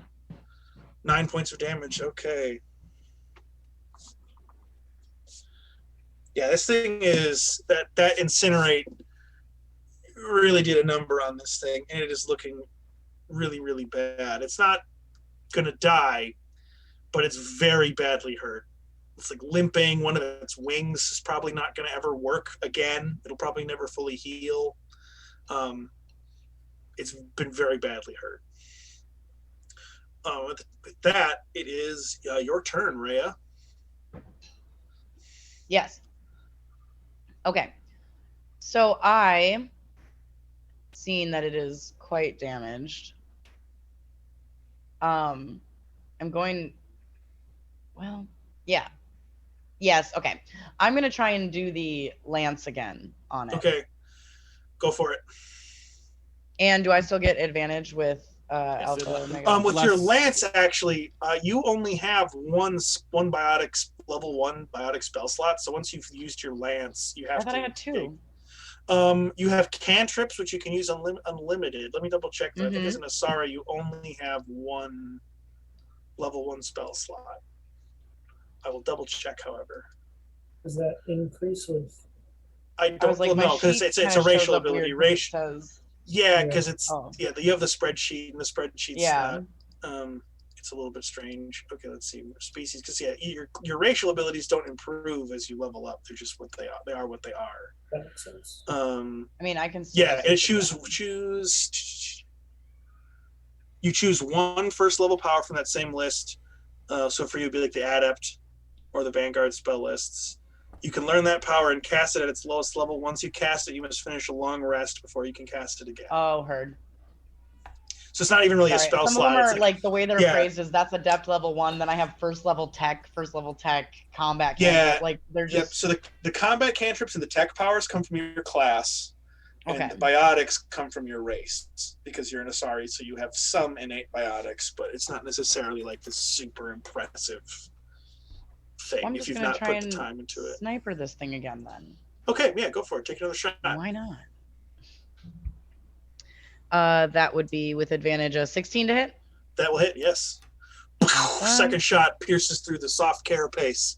You can see the kind of blood coming out the other side as your shot goes all the way through it. Make a con save. That is going to be. Oh dang it! I went away from the bestiary entry. Gosh, dang I it! think it was up +5 is what you had last time. For con, yes, +5. So that's going to be a 16. Okay. Well, you still are gonna take 17 points of damage, Jeez, Nice. jeez, guys. but you won't take the additional blood damage. Yeah, this thing is in really, really rough shape. Is that the end of your turn, Rhea? Yes, that would definitely be the end of my turn. So at the end of your turn, this thing, still with some fire clinging to it, with a number of pretty significant injuries all over its body, it is actually going to try and take off with one of its injured wings. It's not able to fly quite so far, but you can see that it, as an animal, has had more than it can stand. And its self-preservation instincts kick in, and it starts to hobble away back into the wilderness. You can kind of keep an eye on it for a little bit with the flames, but eventually it just disappears into the night and into the forest around you. And you guys are safe once more, or seeming so. Anyways, that particular threat has been dealt with. McGowan is going to gun it. Okay, and go ahead, McGowan, and make another saving throw. Nice. Natural 20. fucking Yep, fine. so you Hey! are able to, as soon as it retreats, as soon as it runs away. Ha! Fuck It's you! McGowan's like, we showed Like, it. you, that's right. You better run. Right. I wasn't scared. What are you talking about? That is I had you all brilliant. fooled. So, How far are we from our destination at this point? at this point, you're about 5 hours into the journey, so you're about halfway there. A little less than halfway, actually, because you have been slowed down by the storm. Don't think I can regen with a short rest. Shoot.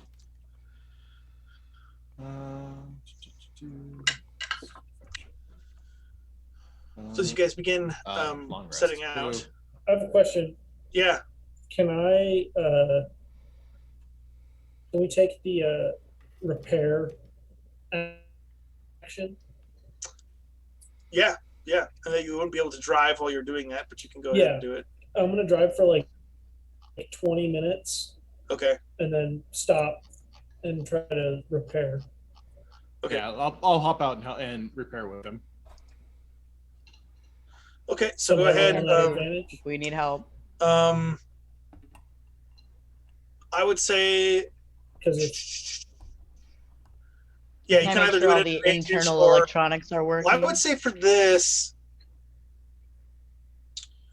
I would prefer if Alpha just rolls. yeah, this separately. can be like our normal skill check. I just had to really quick read the repair thing. Yeah, it can be either two people rolling separately or one person rolling at advantage. And this I would even say for this one, either all of you could roll or two people could roll at advantage, because this could be a group effort, I think, feasibly. We noted in the past for Torque that he doesn't know anything about cars, so Fair enough. Yeah, so I guess it would be three people or one like, person I'll at roll. advantage. To be fair, be like, Torque, this piece of armor is sticking out this way. Can you bend it down so it faces this way? Let's all roll separately. Yeah. So Well, Thor, go ahead and go. I would say I rolled a 21. Okay. What are we adding? I rolled dick. It's your vehicle handling. So it's a dexterity. So I got a dirty 20. I got a nat 20. So Everyone actually, else rolled better than me. between all of you, and fortunately, all the damage that the Harvester Juvenile did was pretty superficial. It was all kind of hull damage. You didn't damage any of the internal systems. You're able to repair as much of it as you are able to repair. You know, there are some holes in the hull from the claws, but we'll say you're able to. Let me quick with the max hit points 150. I feel like We'll say you're able to get it up to like 130 hit points.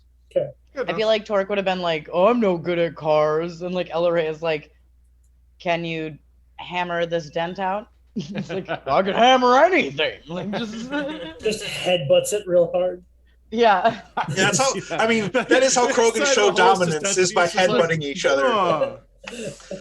He just happens to be really Torque good gets, at it. Like Torque gets frustrated fixing the Mako and starts headbutting it, and then it works, proving his dominance to the vehicle. Yeah, It's that's what the nat 20 gets me. It's the, Torque proves it.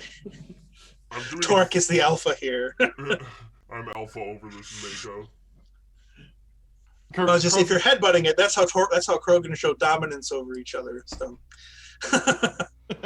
Dominate. All right, yeah. So you guys are able to continue on your journey. Again, driving a bit slow. Go ahead and whoever's a bit keeping an eye out. cautious. Yeah, go ahead. Whoever's keeping an eye out, make a perception check, and whoever and McGowan, go ahead and make another vehicle handling. We'll continue using the surveillance system. I was gonna say, I feel like Rayo would be paying a bit more attention now, and Yeah, and Well, if that's the case, yeah. What do you? How do you want to help? I guess is it would. Do you want to switch places? I can go to electronics warfare if you want to do the passive systems. sure. Okay, so then you can roll perception to see if you find anything. Yeah, go ahead and roll perception checks to read your scanner. I got an 18 vehicle handling. It would be an electronics check. Sorry, Ray, electronics check for this. Oh, Well, Since Okay, this fine, is since this is 22. this is reading like a computer terminal. Oh, that's all. 22. well, it was a 23 when it was perception. And then what did you get there, McGowan? 18. 18. Okay. Yeah, you guys both do a swell job. Ray, nothing shows up on the sensors. Again, these are not sensors that are going to pick up everything. Nothing on You the know, sensors. But you don't detect any ships or any other vehicles on the road or anything like that. McGowan, you're able to drive through the storm pretty well. You're able to get up a little bit better, keep a little bit more speed. Now kind of this ambush kind of, oh holy shit, kind of getting your kind of grabbing your attention and forcing you to pay a little closer attention to what's going on around you, kind of making you focus on the road more. And I should also add too, with those repairs, we'll say it took about an hour. It had about an hour of travel time. It was just simple repairs, but there was a bit of it that needed to be tended to. So about an hour's worth of work. Well, an hour's worth of work split between like 4 people, though. We'll say it's a half hour. But you're able to continue. You do continue driving and continue making your way. And let me see here real quick. Does anyone else feel that maybe we should take some sort of rest at a certain point if we're going to go and fight a monster, if we want some of our stuff back?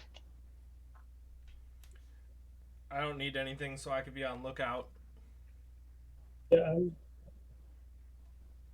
I can keep driving for as long as we need to. I was planning on resting when we got to town, but That sounds good as well. We can get to town and then find a particular location to rest at that point. Fair enough. Which is a great drag name.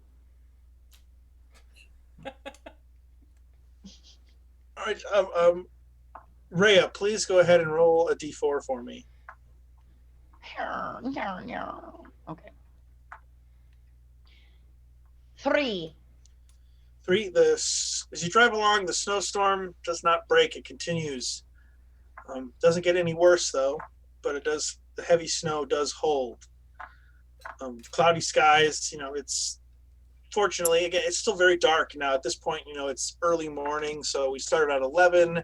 There's a 26-hour day, so 2 13-hour chunks. You're at about 3 o'clock in the you're about 3:30, 4 o'clock in the morning now, actually, with the stop for repairs.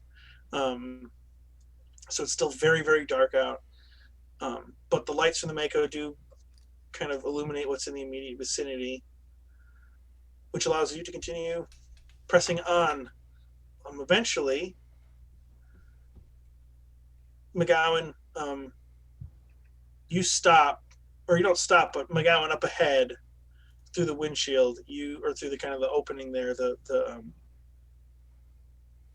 windshield, I guess, is not really any way to describe it.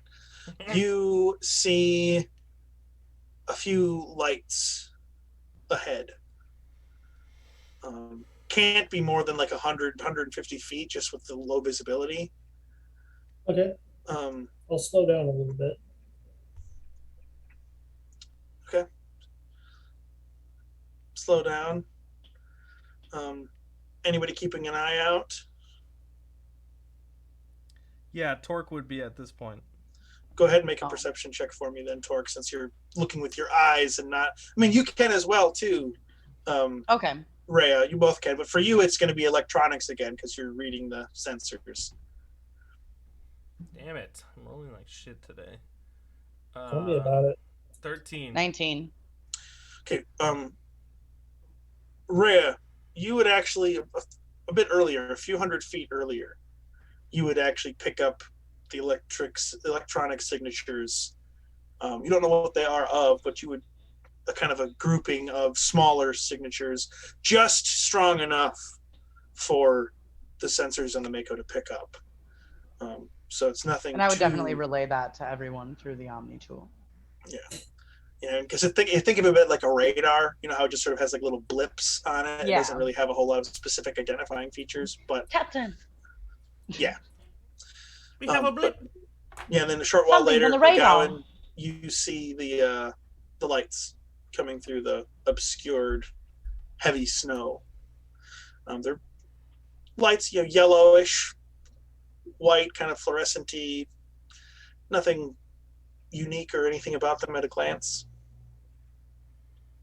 And Torque, what did you roll? 13. 13. Yeah, with the low visibility. And actually, you would have rolled at a disadvantage, but since you only rolled a 13, that's fine. It's fine. I could roll lower if you want. Yeah, go ahead and roll another one because you're trying to see with your eyes through a heavy snowstorm, so it's going to be difficult to see. Oh, you got You it, two- Bub. yeah. That's a fucking 7 total. No, yeah, I mean you see the lights. You see the lights through the snow ahead, but you don't have no idea what it could be. So, as we're driving up slower, Mhm. does it become more apparent what is giving off this light? Make a perception check, and Oh, do it at boy. disadvantage for you as well because you're looking through Question for you. low visibility. Because I'm looking with my eyeballs. Mm-hmm. Shit, I didn't need to roll that. What was that, Alpha? You had a question? So would the electronic warfare suite be something like if you're trying to connect to other ships via communications? Or other Yeah, vehicles? well, mostly what the electronic warfare suite is it's basically like, honestly, it's not really Hacking and used. counter-hacking. Yeah, it wouldn't really be used a whole heck of a lot at the scale that we're working at right now, but starship to starship, it's much more common because you can use it to shut down life support systems. You can use it to shut down engines. You can use it to shut down shields. Yeah, I so saw we it- got a lot of stuff we can do with that. Yeah, I'm it wondering if that's something we would do if we're trying to like hail another vehicle. That would be yes, yeah, because you're the SS. Well, no, that would be the SSC, which is scanners, sensors, and Sensors, communications. Okay, that's where Ray is. Yep. So yeah, the electronic warfare suite. You're Edie, basically, which you do what Edie did in Mass Effect 2 and 3 on the Normandy. You have her job, which is why I think as for actually I think it fits better for a Geth as well because you're a computer. You have faster response times for things. So I think it fits. So like fits your skill Edie, set. that means I should learn how to go through and make human style jokes to make people feel more comfortable around me. Mhm. Very Yeah, well. Google what humor is. Downloading jokes. Downloading that jokes mean- now. Does that mean that you might ask, like, communicate that to me that we should communicate with them? Yeah, I mean, if you, yeah, I mean, like if you're able to detect that there's a ship ahead and you don't, I mean, I would think, Ray, that you would, unless you rolled very badly, the way like the systems would work is you would detect the ship before the electronic warfare suites could be engaged. So, but it would all depend on the rolls and stuff. So, I would also like to say that I just rolled 2 natural 20s in a row, and I would like a card, please. Oh yeah, absolutely. Yeah. If you only could have done that during combat. The other thing I was Right? going to say before Oh we wait, I started need a all card this, too. the, Oh wait, I already have one. yeah, if you already have one, you don't get a second one. But the other thing I was going to say too at the top of this, another thing that would be good to have open during our sessions, guys, would be to have our homebrew rules, our list of homebrews up, because it's a bit lengthy at this time. It's like 10 entries or something. So it'll be good to have to reference because it's small stuff usually, but I think it's stuff that will come up and it'll be good for you guys to have on hand. It is in the Discord, so you can always just flip over to that. Let me get your card here because one of the rules, I don't know if we went over this last time, but with these cards, folks at home who are joining us for the first time, probably should have explained this a little bit more frequently. I am really bad at remembering to give out inspiration. I just, with my ADHD brain, I get very distracted and forget to do stuff like that. So as a way to sort of offset it, I have luck cards, bad and good luck cards. If the players roll natural ones on Bad skill luck. or ability checks, Hey, I get to draw a bad luck card. I can have one per player, so I have up to 4 for this group. But if the players roll a natural 20 on skill or ability checks, or on ability checks and saving throws, excuse me, they get a blue good luck card, which they sort of bad luck cards that can add minus modifiers and things like that, where they can add positive modifiers or other kind of fun stuff. So that's for those of you who are tuning in and who have not watched previous episodes, or did not watch the first episode, which I think is the only time I've really explained this. That's what those are for. That's what we're talking about. We're talking about good luck and bad luck cards. So I'll get yours here for you, McGowan. And the way we do this, because we're all playing on our computers, I have to take a picture of the card and send it over. So Alpha says hydrate or dihydrate. Oh, Mr. Magic Man 67. Here's your hydrate. Hydrate break. Take a break for hydration. It's a hot day out. That's true. I Oh, and a definitely- posture check. All right. I'm pretty good, actually. I have my branded sports drink. You can't tell what my posture is because my shirt blends in with my door in the background. They call him Sherdor. Oh, that was a lot of water. Do. Water poisoning is possible. Not from that. That's but- true. But don't tell. It's fine. Drink Okay. more water, probably. You got my funny camera business, McGowan, and you got a sideways picture, Oh, fuck yeah. but you got your card now. So, you rolled a natural 20 on that perception check as well. Yeah. So, natural 20, these aren't vehicles. They're not spaced properly. They're a little too irregular, and they're not grouped up like you would expect them to be if they were vehicles. They're not moving. And they're at the kind of right amount where, and you've been driving for a long enough time period where you get a good feeling that you've probably reached your destination. This is probably Sarao.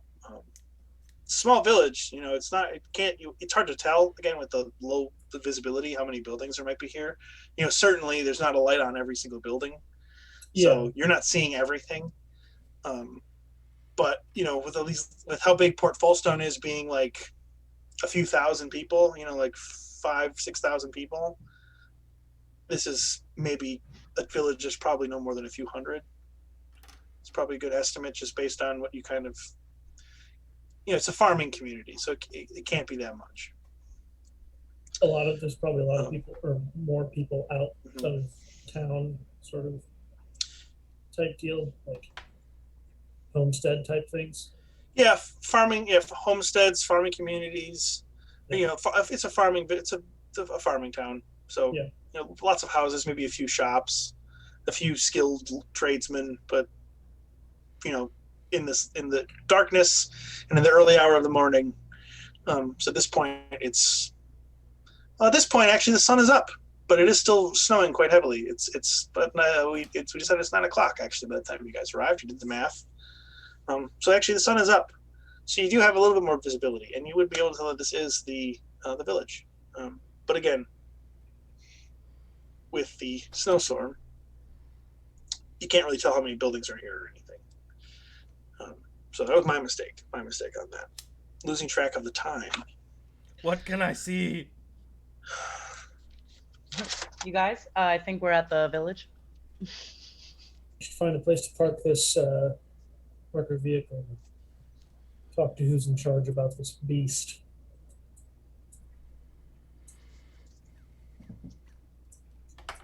So I'm going to do that. I'm going to look for a good place to park outside of like a, town square. Okay, yeah. So you pull up through the Pavilion. Yeah, there's a town square.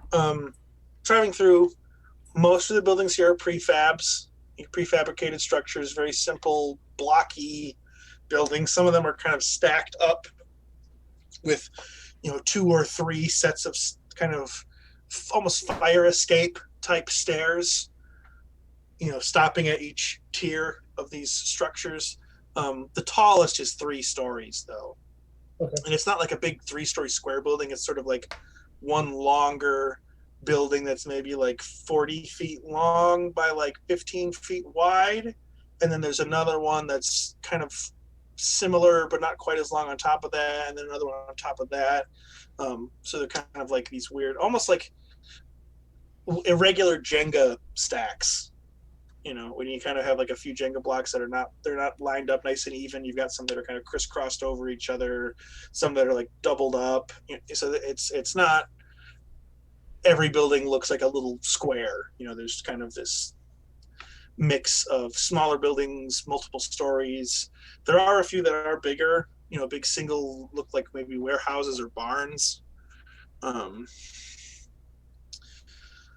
Most of them are prefab. There are a few kind of wood and stone buildings mixed in. But for the most part, the buildings that you find here in the center of town are prefabs. And I would say too, because I've kind of got the time of day confused.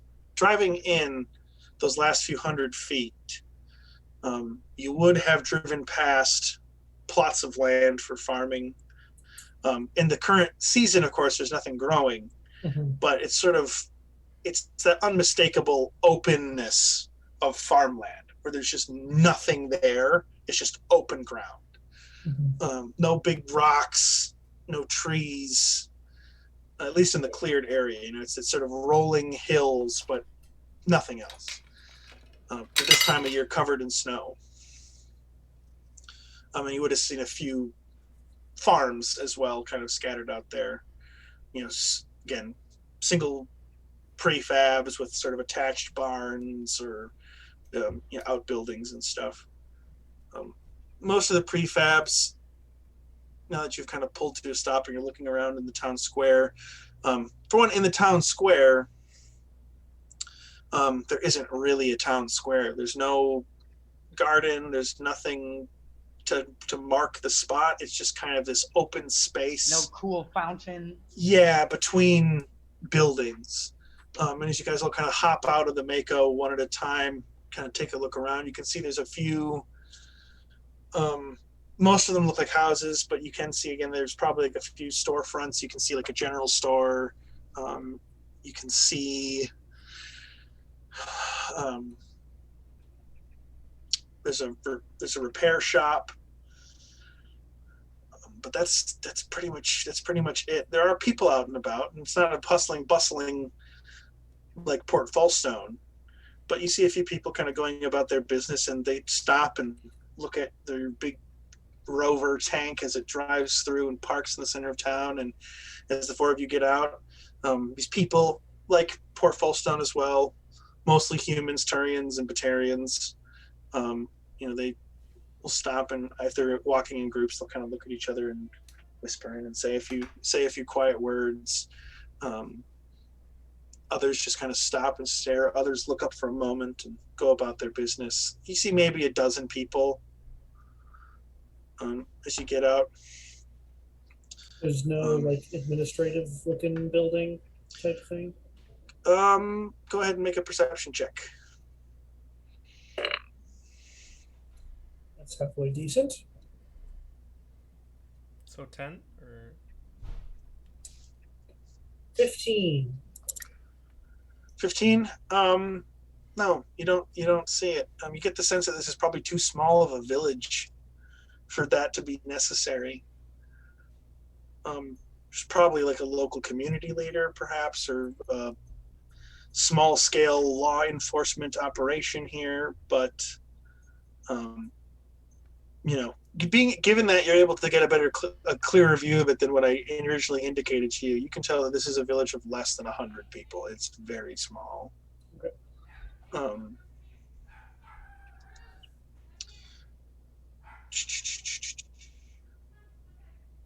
No, you don't see anything that looks like an administrative building. You're muted, Alpha. Do we see something that looks like a sheriff's building? No. Again, McGowan made that roll. You can make a roll as well if you'd like, but he didn't see anything. That's fine. Not with the 15. I'm gonna, unless Alpha's gonna do something. A good spot for us to start gathering information would be the local commerce station. I agree. Let's head to the general store.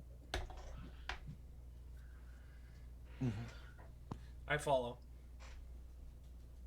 This unit needs to recharge to regain points used from battle.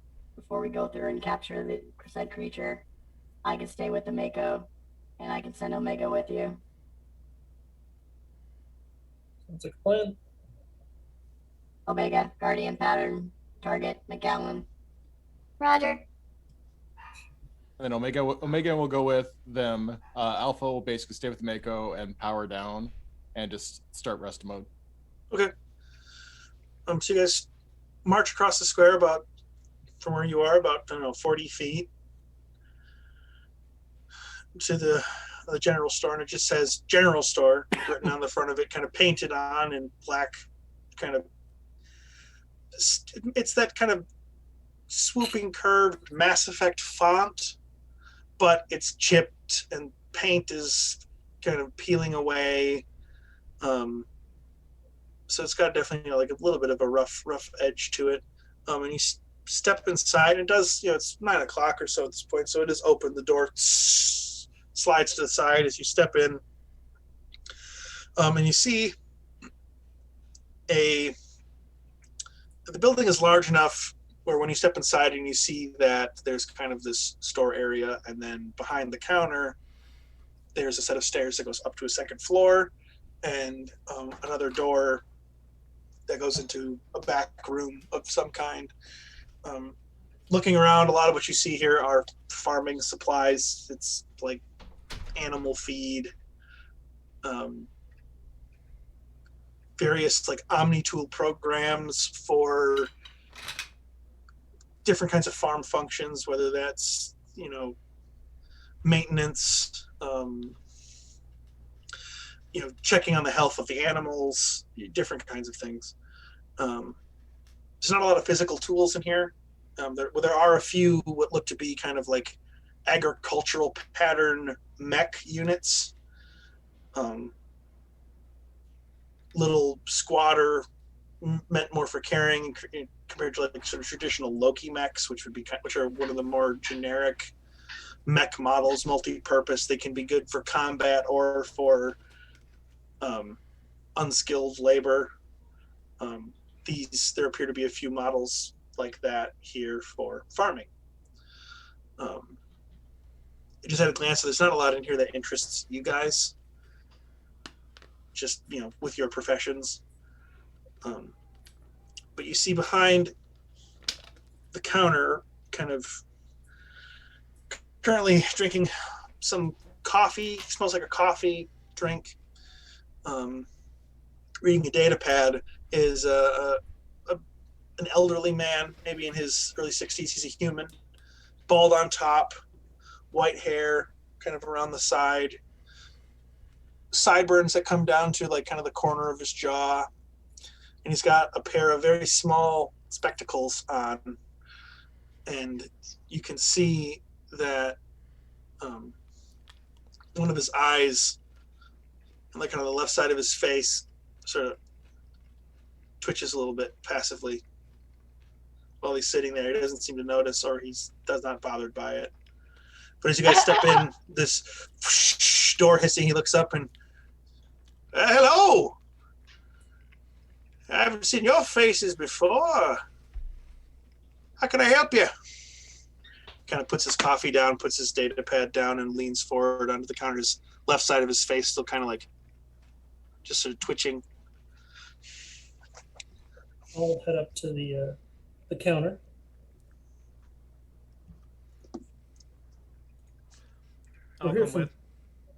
We're here from Port Folstone. Yeah.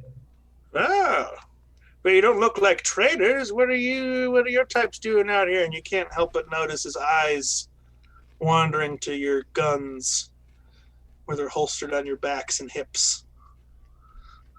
Well, we heard you have some problems with the Bahir. We're looking to sort that out for you. His inquisitive, curious sort of demeanor, he's prospective customers, so he's kind of curious to see what you're about, kind of leans back a little bit, face still kind of twitching. You hear about the beast then, huh?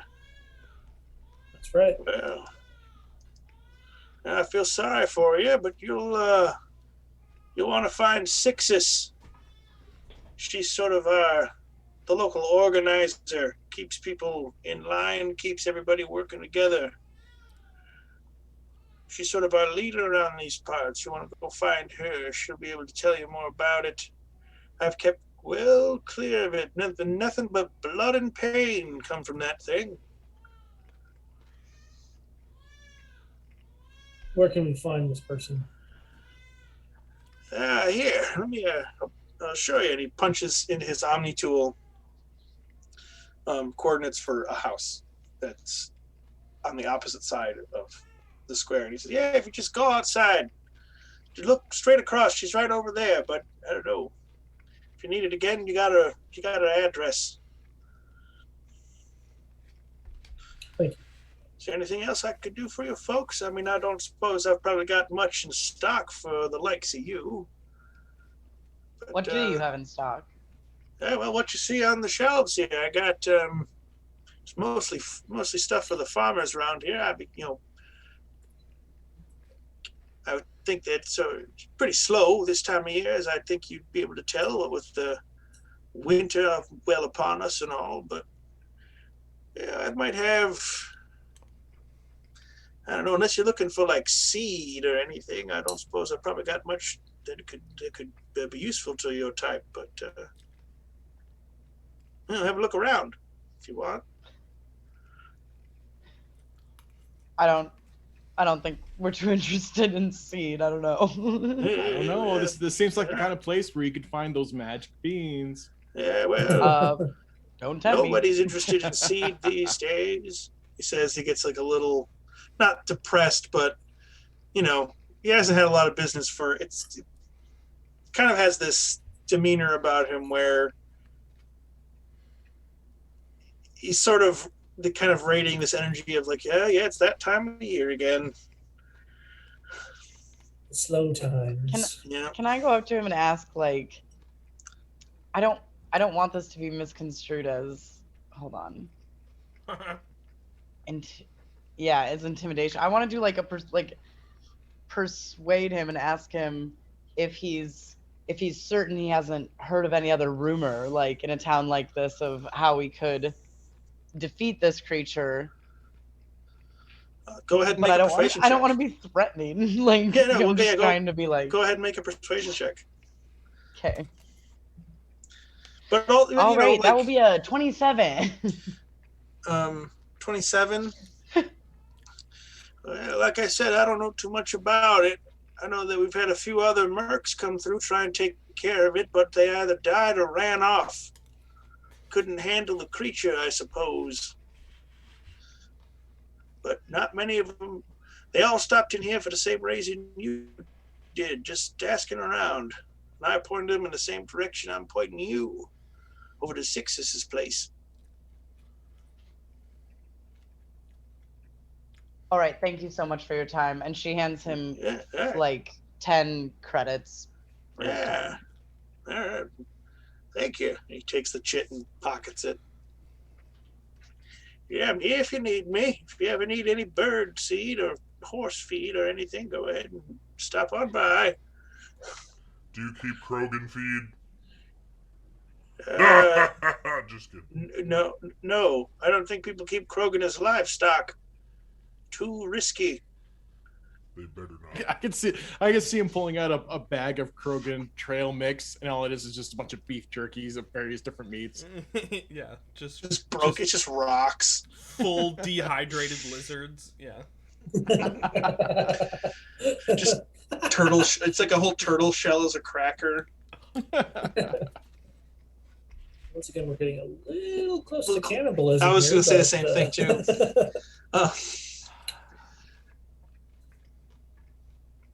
So, you guys take your leave and step back outside and walk across the courtyard to the house that was indicated to you. It's like most of the buildings here. It's not really a very remarkable structure.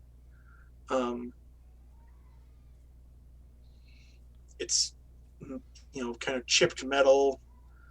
Or the white paint is chipping off, revealing kind of the shiny steel or steel-like metal underneath. There's a short set of steps leading up to the front door, which has like a little kind of side deck to it where you can see there's like a wooden table and a set of metal chairs.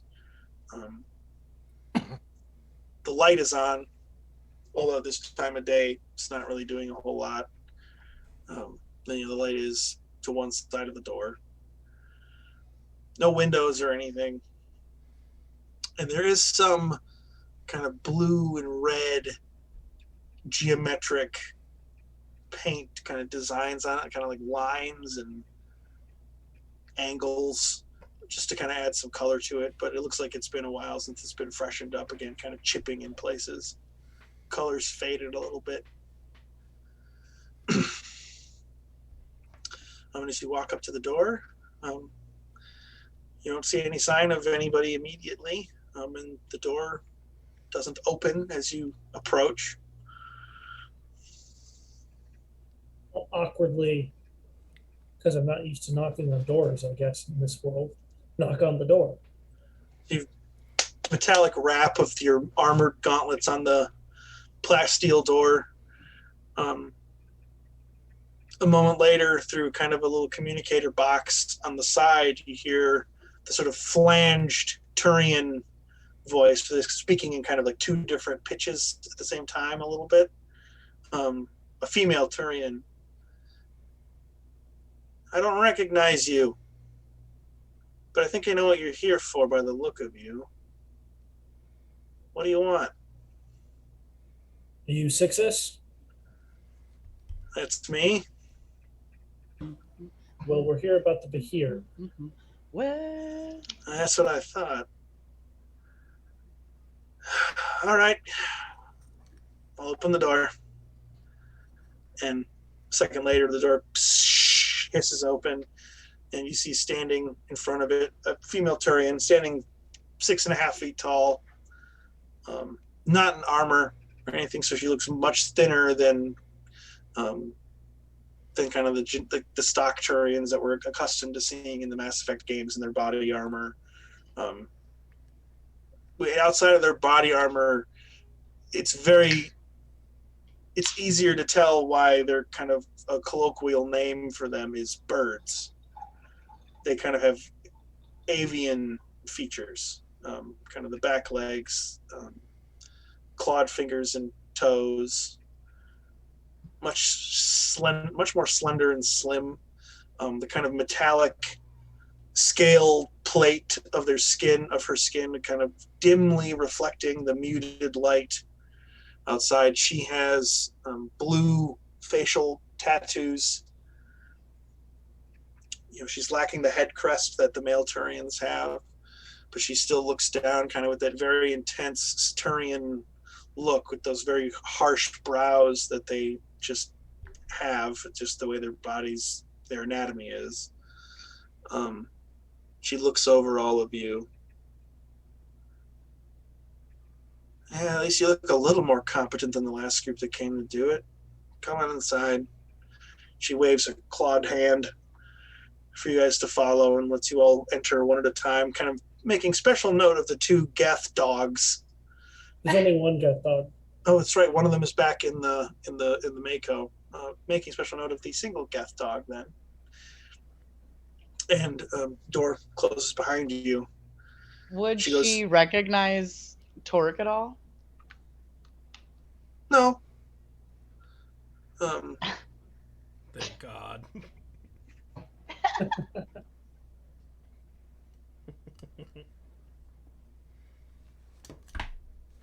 Why would she recognize Torque? Just out of curiosity. Because I'm famous on Tachanka. Oh, well, we're a long way. Especially with the ladies. We're a long way from Tachanka, and Turians have about the same lifespan as humans. Yeah, and I don't think you've been to this planet before, Torque. No, I have not. So no, she doesn't know you. You don't know who I am. Yeah, Torque's infamy is more specific to his fellow Krogan. Yeah, no than one. it is to a lot of the other species and other nations. One day, Um, we'll find I didn't know someone how who knows who famous. Torque is. yeah, I mean, I guess Torque hasn't really talked about it a whole heck of a lot, but maybe ask him about it sometime. Well, I'm just not. I'm not. I'm not. Hey, I'm just. No, saying, it's not if you're you. curious. I If you're literally curious, brought that up earlier and was like, doesn't matter. So as she lets you all in, she motions for you to take seats. Torque, you kind of have a problem with it being a big Krogan and not really having the anatomy for other species chairs. I would probably know a proper Turian greeting if that's a thing. Well, one thing one thing about the terminus systems where we are is there's less there's less allegiances based on species. There's a lot more of like a mixed bag of communities out here, and so a lot of the people who live in these communities, these are the communities that they've been living in their whole life, so their customs are not specific to their species, they're more specific to the planet or the region that they're from. If this was a Turian within the hierarchy, the main kind of Turian government, then yeah, there would be specific Turian things that you would probably know at least a little bit about them, considering who your mom is and what kinds of education things you've had. But on this planet, those kinds of things are going to be less species based and more regional and local. Okay. Would she know that though? Wouldn't you try it anyway? I mean, well, you would try whatever, seemed to be like a good local greeting or whatever you picked up on in your time here. Because, Torque and Ray, you guys have been here a little bit longer than Alpha and McGowan, so you have had a few days to kind of acclimatize. I don't want her to think at all that we're being like ungrateful for her letting us in. No, I mean, it would just be showing, your gratitude like you would show to anybody else, as being respectful, that kind of a thing.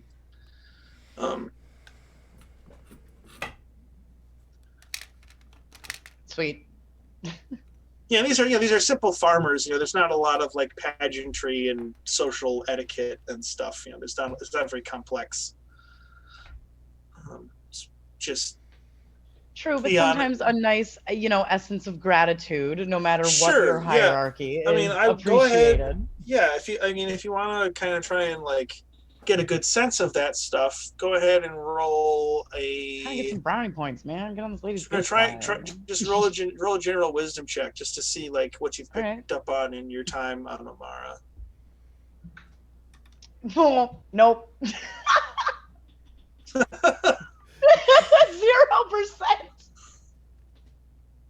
Nope. Oh no. I don't know anything. I do not know anything about where we are. Is that a nat 1? That is a nat 1. Wow. So that's like your Spanish speaking friends teaching you how to say all the wrong words. Yeah, or like you're like, how do I be cool in this situation? And then you like swallow your tongue. Yeah, you go to you offer a hand in greeting, and as you I have a +3. And as you go to shake her hand, you just break out in this fit of coughing, and you have to turn around and cover your mouth, and everyone's kind of looking at you like, "Are you okay, Rhea?" And you're just like holding up a hand, like, "Give me a moment." Just coughing. Dry. Your throat got really dry all of a sudden, and as soon as you went to start talking, you just. And by the time you recover like 30, 45 seconds later, and you turn around and your eyes are watering. You've been coughing so hard. Yeah, we're for sure the right soldiers for the job. Oops. And so as Ray is turning around and coughing, does anybody else want to try and make an introduction? I just want to go quietly, like, bring Rhea into the corner and be like, what the hell's the matter with you? I choked him. It's fine. It's literally fine. Oh my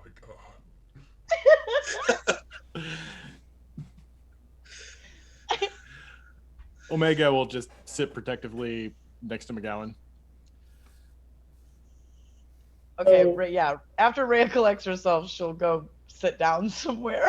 As you go and sit down, kind of across the table, it's like it's a circular table, wooden. You can tell it's well used. It's looks like it's been stained and treated, so it's it'll last a little while. Stained in blood. It's not just like bare wood that's gonna fall apart and crumble and rot away. You sit down and she's got one eyebrow raised and kind of her Turian mandibles sort of like flutter a little bit. It's like, are you gonna be all right? Can I get you a glass of water? You know what? I'd actually love that. I would actually love that. Okay, well, I don't have any snacks for you because I don't think any of you eat Turian food. But all right, and this common knowledge: Turians and Quarians eat and drink different stuff than everybody else do because of their evolution and the types of things that were or are on their home planet. So they kind of have a different. It's not like it's lethal usually. It's more like if say a human ate Turian food or Turians ate a human food. It's like a moderate to severe food allergy. It's not like instant death for it, but like it could get pretty serious. So it's something that like if you go to a bar and it's in a place where you're going to have Quarians and Turians mixing with other people, there's 2 bowls of nuts. You've got your red bowl with the human food and the blue bowl with the Turian food, and you don't mix the nuts. You only eat from one bowl because if you don't, somebody might die. Wasn't that like an option in the game? Like you had to pick between one of the 2 bowls? There was I think there's like an NPC conversation you can overhear that's about that kind of stuff. So he's like, eat the stuff in the red bowl. Do not eat the stuff in the blue bowl. Right. Well, there was the Krogan drink you can buy on Tuchanka that Ringcall. Yeah, Ringcall it was described as it's like it goes through everyone else like glass. Oh my god. Ooh. Yeah. Well, Krogans have like 2 hearts and 4 lungs, and funny enough, Torque, keep this in mind, 4 testes. So a Krogan nutsack is called a quad. So, oh my god, I hate that. Honey. And here's a fun fact. Quad. At least 300 years ago in our timeline, a single Krogan testicle was worth 10,000 credits. Jesus. So Mine are priceless. We have an emergency 40 grand anytime we need it. Well, it's a little different these days because the Krogan are no longer afflicted by the genophage, and so it was fertile Krogan testicles would go for 10,000 for a single one, 40,000 for a full set. Jesus. As our good friend Garrus Ricarian tells us I in know. Mass Effect 1. Anyways, just fun fact for you there, Torque, and for the audience at home. She knows. So now sitting down at the table across from Sixus, she looking over at you, and she one at a time kind of looks at each of you. You're mercenaries for the Behir, yeah? We're here for the Behir, yes. She smirks a little bit. Well, I hope they told you that bounty's been out for over a year, and that everybody else who's tried to come deal with it has either been killed by it or ran off and gave up. That they have. Okay, well. Have you had anybody with... Oh, sorry. Hold on. Have you had anyone with 4 testicles try? There's been a couple of Krogan who've tried. Only one of them lived. Oh. And they call At least him only one of them. that Only might one of be. them came back. I presume he was eaten. Mm-hmm.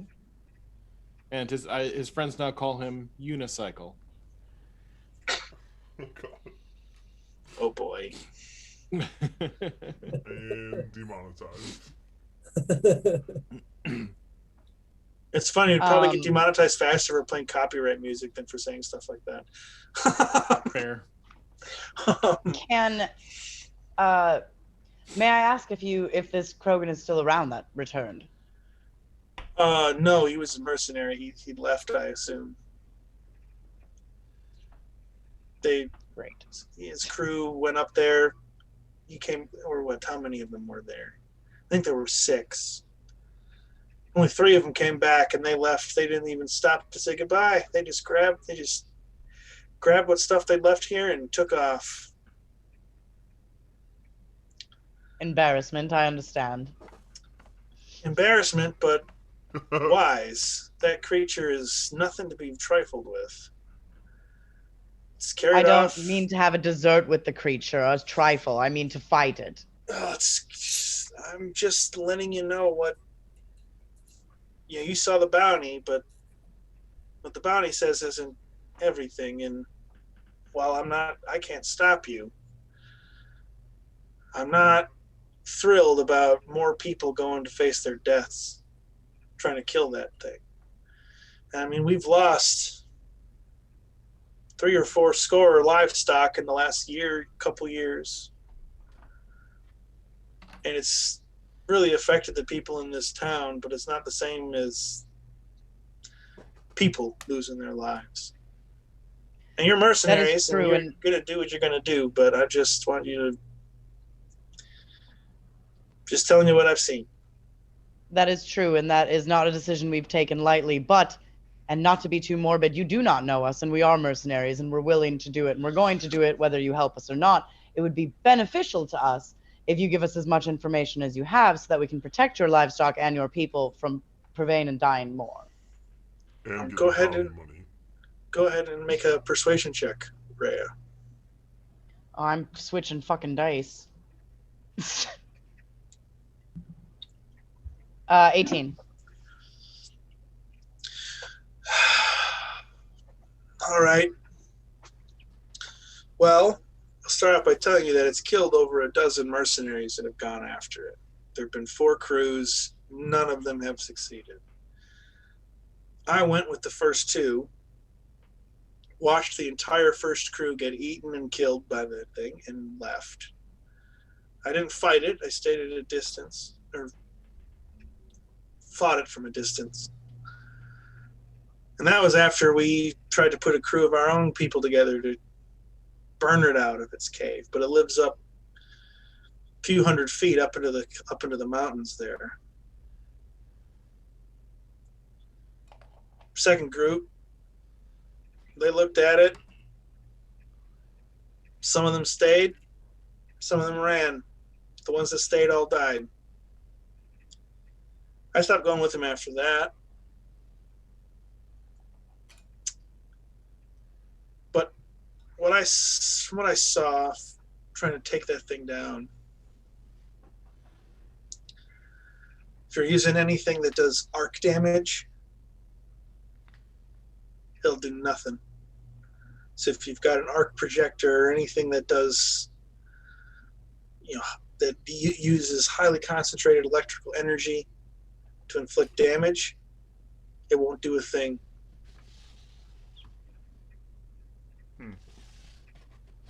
The thing itself has some kind of breath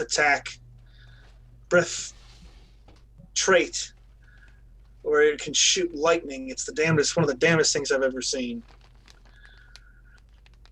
So, if you get close to it, be careful. Its claws, while not quite as terrifying as that lightning breath that it has, they're nothing to be trifled with either. They're probably almost as long as your forearm. And it's got 12 of them. Great. It's probably, looking at it at a distance, it's probably almost 50 feet from nose to tail tip. And it lives high up in those mountains. It's got a cave or something up there where it takes back whatever it eats. So it wouldn't be reachable by vehicle? You might be able to. The first group I went with tried to lure it out, and they were able to kind of get it to commit to that, but it's a smart thing. It's not a dumb creature. It's smarter than it looks. And I think it knew that they were trying to lure it out because it turned the tables on them quicker than I would have thought than a normal creature. Just a plain beast would be able to. It's got a kind of predator cunning. It knows how to lie in wait and ambush and lure people in. So B, if you are serious about trying to kill this thing, you need to keep that in mind, that this thing is smart. And it's big and it's very dangerous. I know one of the crews went up there with like a rocket launcher or something. I don't know if that helped at all. It wasn't one of the groups I went with. But I would think if you're able to get that big Jeep, which I assume is yours, if you're able to get that into position and maybe find another piece of heavy hardware, you might have better odds. But again, everybody who's gone to deal with this thing has failed. And the true groups I went with didn't do that much to it. They scattered, tore them apart. And they heard it, but they didn't do enough to slow it down even.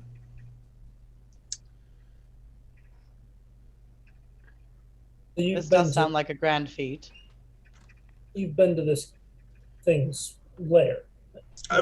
Not to the cave or wherever it's making its home in the mountains, but I've followed its trail to the base of the mountain. It's not hard to miss. Once you get out past the farmlands, once you get past the fields where they hit the trees, kind of over, will be to the east at the base of the mountains. You can see the trails that it leaves in the forest. It knocks trees over, churns up the soil, drags its belly along the ground, flattening all the foliage. It's not hard to track, but it is hard to kill.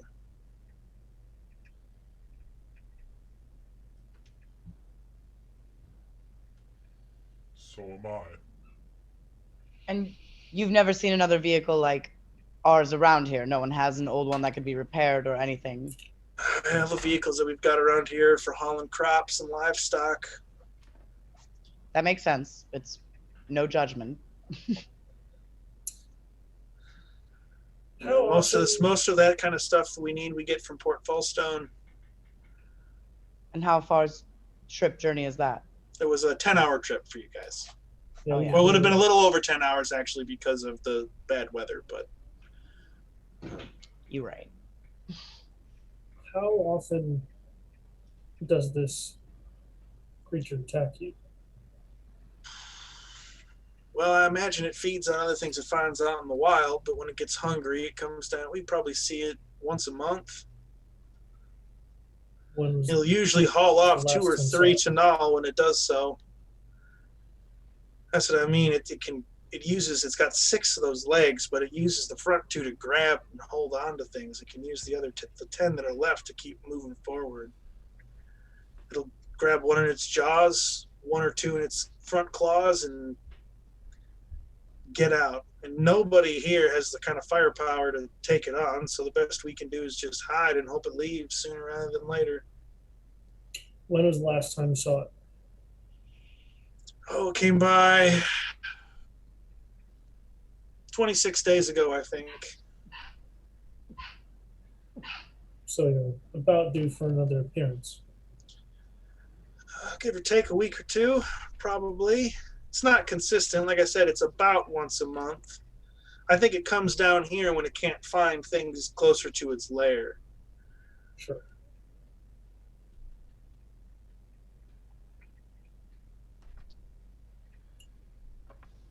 It'd be nice if we could time that Yeah. out.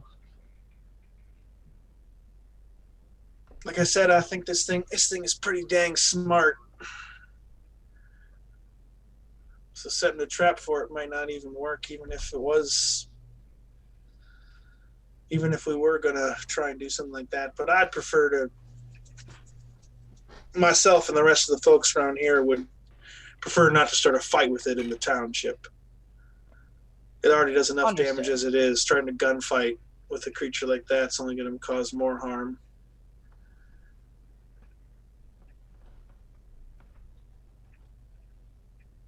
That's why we let it take what it wants and leave. We tried fighting it off in the past, and either it would kill some of us or destroy somebody's house, or it does less damage if we just let it take what it wants and go. It's just here for the food. It's not here to destroy our homes or anything like that. Seems like I don't think it's interested in that. It's smart, but it is still an animal.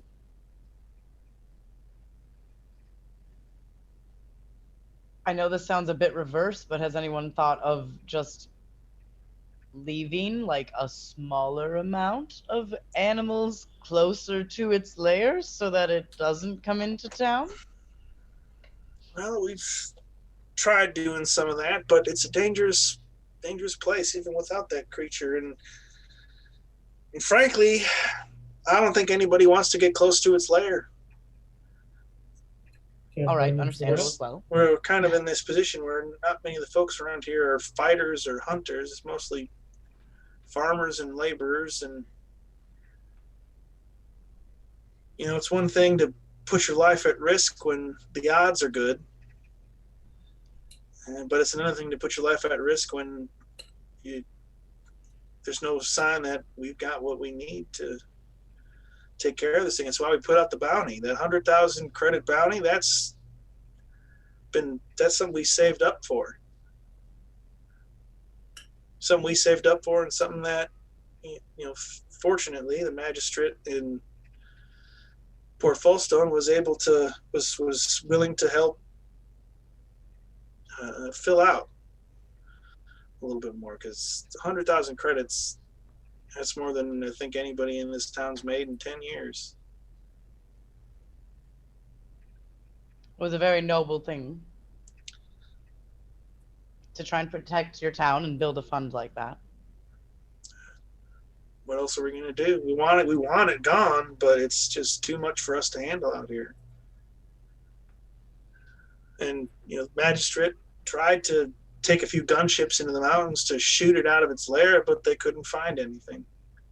Either it was so far back in whatever cave it lives in that there was no sign of it, or it just hid too well. So I think that's why that thing is smart, because it can hide and stay out of sight, and it knows when to do that.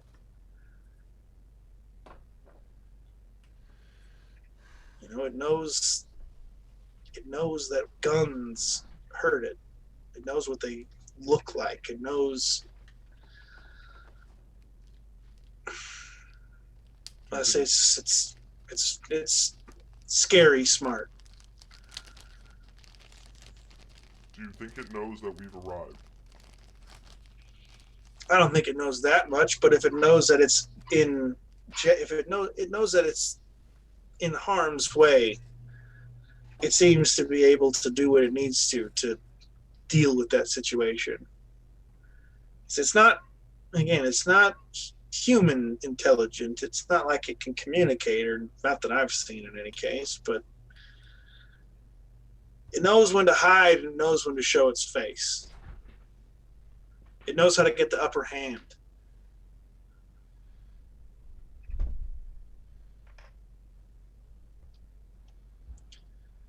Damn. Sounds like Can't we tell have if our I- work cut out for us. Yeah, I can't tell if it can sense things like Dune style or whatever. Yeah, is it reading the vibrations of the ground or some shit? None of the information that you guys have had access to indicated anything like that, but it also did not deny anything like that. There was no information about that So at all. you're saying there's a chance. There's a chance. There's always a chance, isn't there? Because just like player knowledge-wise discussion, I feel like my initial thought is that we go in with the Mako, or was, but now I'm like, on the slight chance that we could stealth it in. Well, you've got, as far as I can tell, you've got two options. You can either go and try and find its cave, or you can try and lure it out.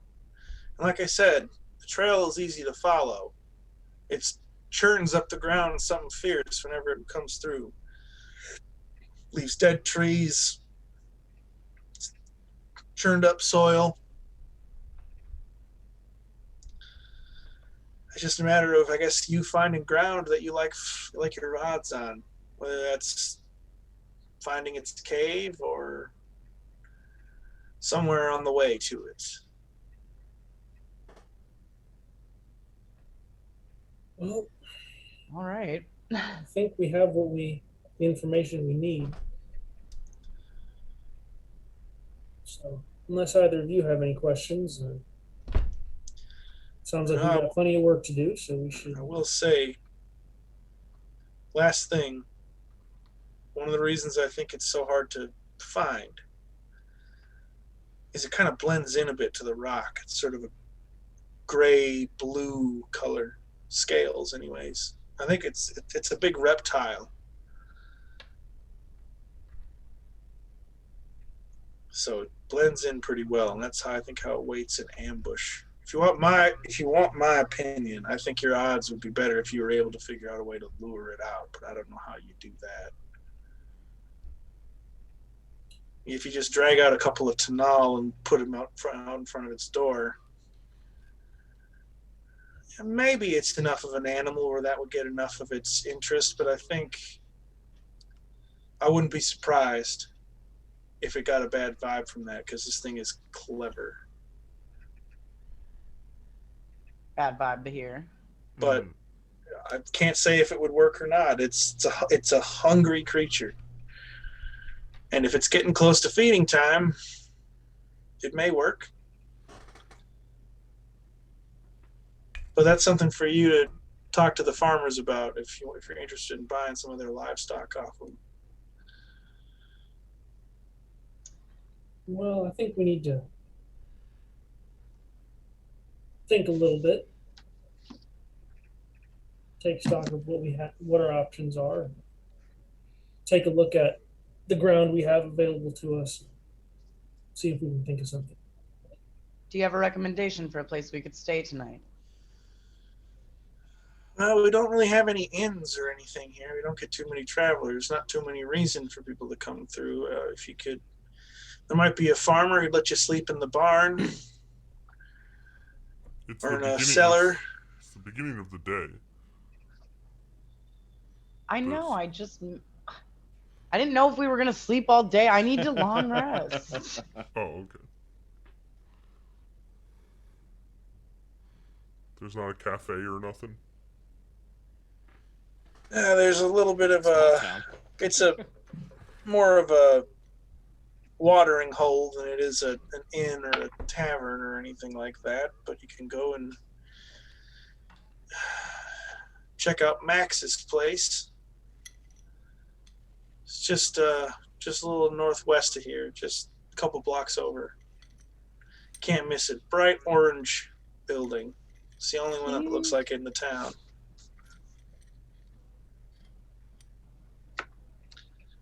Sounds like a good place to start. Yeah, sure. I mean, he might have a room or something he could clear out for you, but he doesn't really usually rent. Doesn't really have any bedrooms or anything. Like I said, it's kind of the local spot, so we don't get many travelers. Well, we still just might get some information. You know, I'm not saying we have to go to bed right away. True enough, true enough. But there's not many locals around here that know what I mean, most of the locals around here have had even less dealings with this creature than I have, so don't know how useful they'd be to you, but feel free to ask around, but don't be surprised if people don't take too kindly to strangers asking tons of questions. Understood.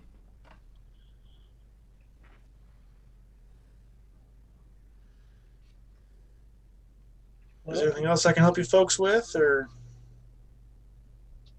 No, I think that'll be it. Appreciate your time. Yeah, well, if you do decide to go after the thing, good luck. And hopefully I'll see you again, but I won't hold my breath. McGowan will nod and sort of head towards the door. All right. So you guys make your exit. She gives you one last nod and closes the door behind you as they're standing out in the what passes for the town square here in Sarao. Still snowing. Well, the snow is lightening up a bit at this point, and you're able to see more clearly now. It's less of a flurry and more of just kind of a steady snowfall. And the sky is clearing up a little bit. There's a little bit of blue peeking through, but it's still largely overcast. So standing outside in this cold air, what do you guys want to do next? Well, go ahead. I just want to turn to my cohorts and say, this sounds harder than I thought it was going to be.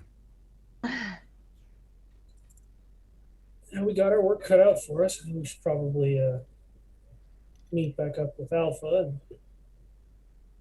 see if we can think of something. I've got a few ideas, but I'd like to run it by the whole group. All right, let's head back to the Mako. Easy enough. It's right over there, like 50 feet away. Travel montage.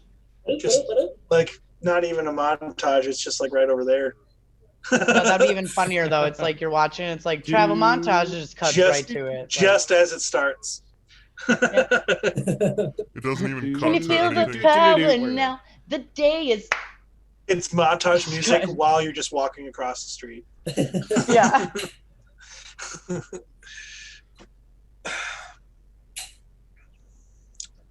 Well, guys, what you gonna do now? If anybody has a plan, they should speak up, because my plan is to shoot it in the face. So with them getting close, Alpha will come out of low power or recharge mode. Since Omega was there, he would just relay all the information over to Alpha, so we can just catch me straight up. I'd say the whole thing between talking to the two different folks, maybe like a little more than a half hour for the whole thing. Yeah, no, the Alpha was thinking that it was going to be different. So at this point in time, he'll wait as we go through when we plan. Okay. Yeah, and you guys can definitely plan while you're taking a short rest if you need to take a short rest or something. Short rest is an hour, so. The problem is that two of us need long rests, not short rests. Yeah. Fine. I figured if we took like 2 short rests, maybe. No, it doesn't really work like that. In order to get a long rest, you've got to have the 8 hours of downtime. I mean, at the same point, we can do planning stuff now, gathering stuff we need for the plan now, and still rest overnight and get our long rest. Yeah, and I mean, like, you know, depending on what plans you guys come up with, there might be some stuff in the general store that you can use. You know, you had like rope and, you know, that kind of rope and kind of shovels. And he said, well, that's not really so many shovels because, you know, Omni tools create hard light. Oh yeah. Which is like a physical thing, and so they can use that as a stand-in for a lot of the tools. And on top of that, a lot of it is automated. It's done by mechs or other machines as well. Yep. But he did go through and mention that, you know, sometime in the next week or two versus the next day or two, so the thing might not be coming down on its own without us encouraging it to anytime in the next couple of days. Yeah. So that's a possibility. So we might have time to set up something we want to set up. Yeah. Well, we definitely don't. I don't think we want to fight this thing in its lair, whatever that is. You know, I think we'd be at a disadvantage fighting it in its house. So we need to force it out and keep it out so it can't run back. gonna need to flush it out. So option that we have is to go through and to lure the creature out of its cave. Once it is out, we could have explosives planted at the entrance of the cave that go off to block the cave off so it's not able to retreat. My thinking exactly. Along the same points, this creature is well known to go through and consume large livestock. We could also use said livestock as a living bomb. I've not done that, There's an idea. but I do like the sound of it. One advantage of being a biological creature is that they are full of many pockets that can explosives can be placed within. I've heard that about biological creatures. See, If we seek to go through and destroy this creature from within, we could find its favorite food. Pack said favorite food full of explosives. Once food is swallowed, explode. Which one of Rhea's us? just sitting over in the corner like, yeah. Which this is one good. of us knows how to pack livestock with explosives? well, I've never done that, but I think I understand the theory. I'm pretty Typically, good with most farming explosives. typically most farming towns will have at least one person who is educated in the veterinarian ways to keep said livestock alive. If we were able to find explosives that they were able to add to said livestock, they might be able to help us, and then we could take said livestock out to be swallowed. This is the best. I have grenades. I love being a logical creature. This is fantastic. I mean, I can make the grenades too, so But we could, with the tools that we have, and possibly if the farm hands have mining equipment, create said explosives. We would need to find livestock that is preferred by this creature to be consumed. We well, need to find a farmer willing to donate one, and a veterinarian willing to help us fill it. Well, I'm sure we could ask some of the farmers what has been going missing. Sorry, what was that, McGowan? I was gonna say, I'm aware, Jim. Mhm. What I was gonna say is the Sixus mentioned that this thing has been carrying off Tanal, so we just need to find a farmer in town that is willing to sell us a couple, because one probably won't be enough to lure it out. Yeah. We might want to have one that's just a regular Tanal out in the front, because if it's smart, if it can tell, it might be able to sense something's wrong or that they've been packed with explosives. It Along the probably same won't. point, it might only take the one that does not have explosives. Well, it sounds like this thing carries off 2 or 3 at a time, but Sixus also did mention that the team that tried to lure it out wasn't particularly successful because it kind of figured out what was going on. So we need to be very convincing. Does anyone have any animal influence? Could we get them to wander there from a long way away? There's unfortunately actually no animal handling skill in ME5E, so what I've done is you just use your wisdom modifier for animal type handling checks and stuff. It's something that I have saying earlier. It's one of the skills that the creators of the unofficial homebrew got rid of, but because it's not in the video games, but I also don't. It's also Dungeons and Dragons, so you can still do animal handling checks. There's just no like animal handling skill. It's replaced by vehicle handling, which I get, but it seems weird to omit one as opposed to just having both. So Yeah. so I just say it's a wisdom. It'd be a wisdom skill check.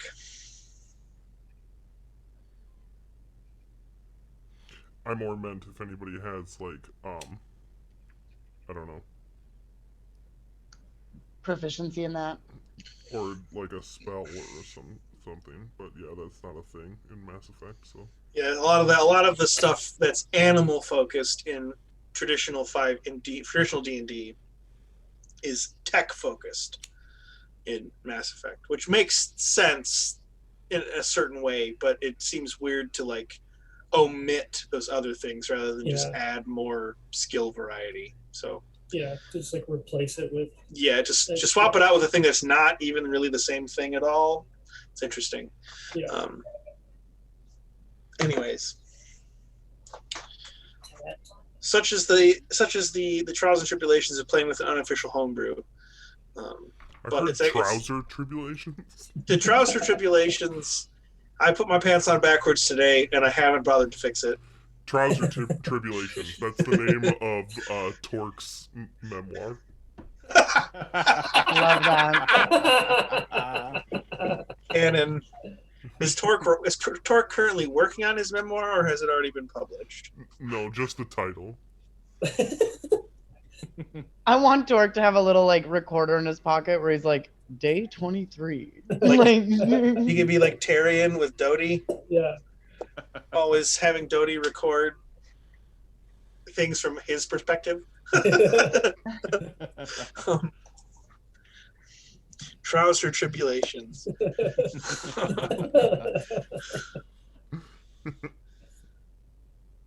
So we can inquire within town if they have the materials we need to go through and create the explosion that we are looking for. Along the same point, see who has the livestock that we can use and who is able to assist us in packing said livestock without killing it. If they do not have the explosives and or tools that we need, we can always head back. It sounds like we have enough time to head back and come back to here before it should be in town. At the same point, we might want to figure out where its cave is and its hunting grounds are, because it sounds like it only comes to town when it does not find food closer. Yeah, I do want to know if I can get the high ground on it. Yeah, we should definitely see what options we have for ground to fight on. Because we don't want to fight it in town. There's too much risk for collateral damage, I think. Yeah. If we're gonna lure it any place, it's gonna be someplace that we have a tactical advantage. Yeah. Maybe like a pass. Yeah. Well, Very smart. We'll see what options we have. If we wish to do that, we should discover where its cave is so we can discover where the nearest tactical observation points are. Agreed. Just go scope it out. Tactical. Wait, can your drone like scope it out for us? Omega is running the same chassis as Alpha. We both have within the same range. We can both run. However, we are not able to do more than run. Roger. Heard. I am able to go through and create a recon drone using my Omni tool. The recon drone might be able to reach areas that we normally do not. However, it is typically meant for patrolling, so if you're looking to survey, it is not the same thing as picking up, say, a bird. Heard. Said I heard. I heard about the bird. Sorry. Ooh, mow, mow. At this point, do we want to go through and do we want to start working on said tool, or do we want to explore and discover where the cave is first? Well, we should look at Cave. cave first, because this plan of hauling an explosive cow up the side of a mountain might not be viable if we can't get animal to the cave.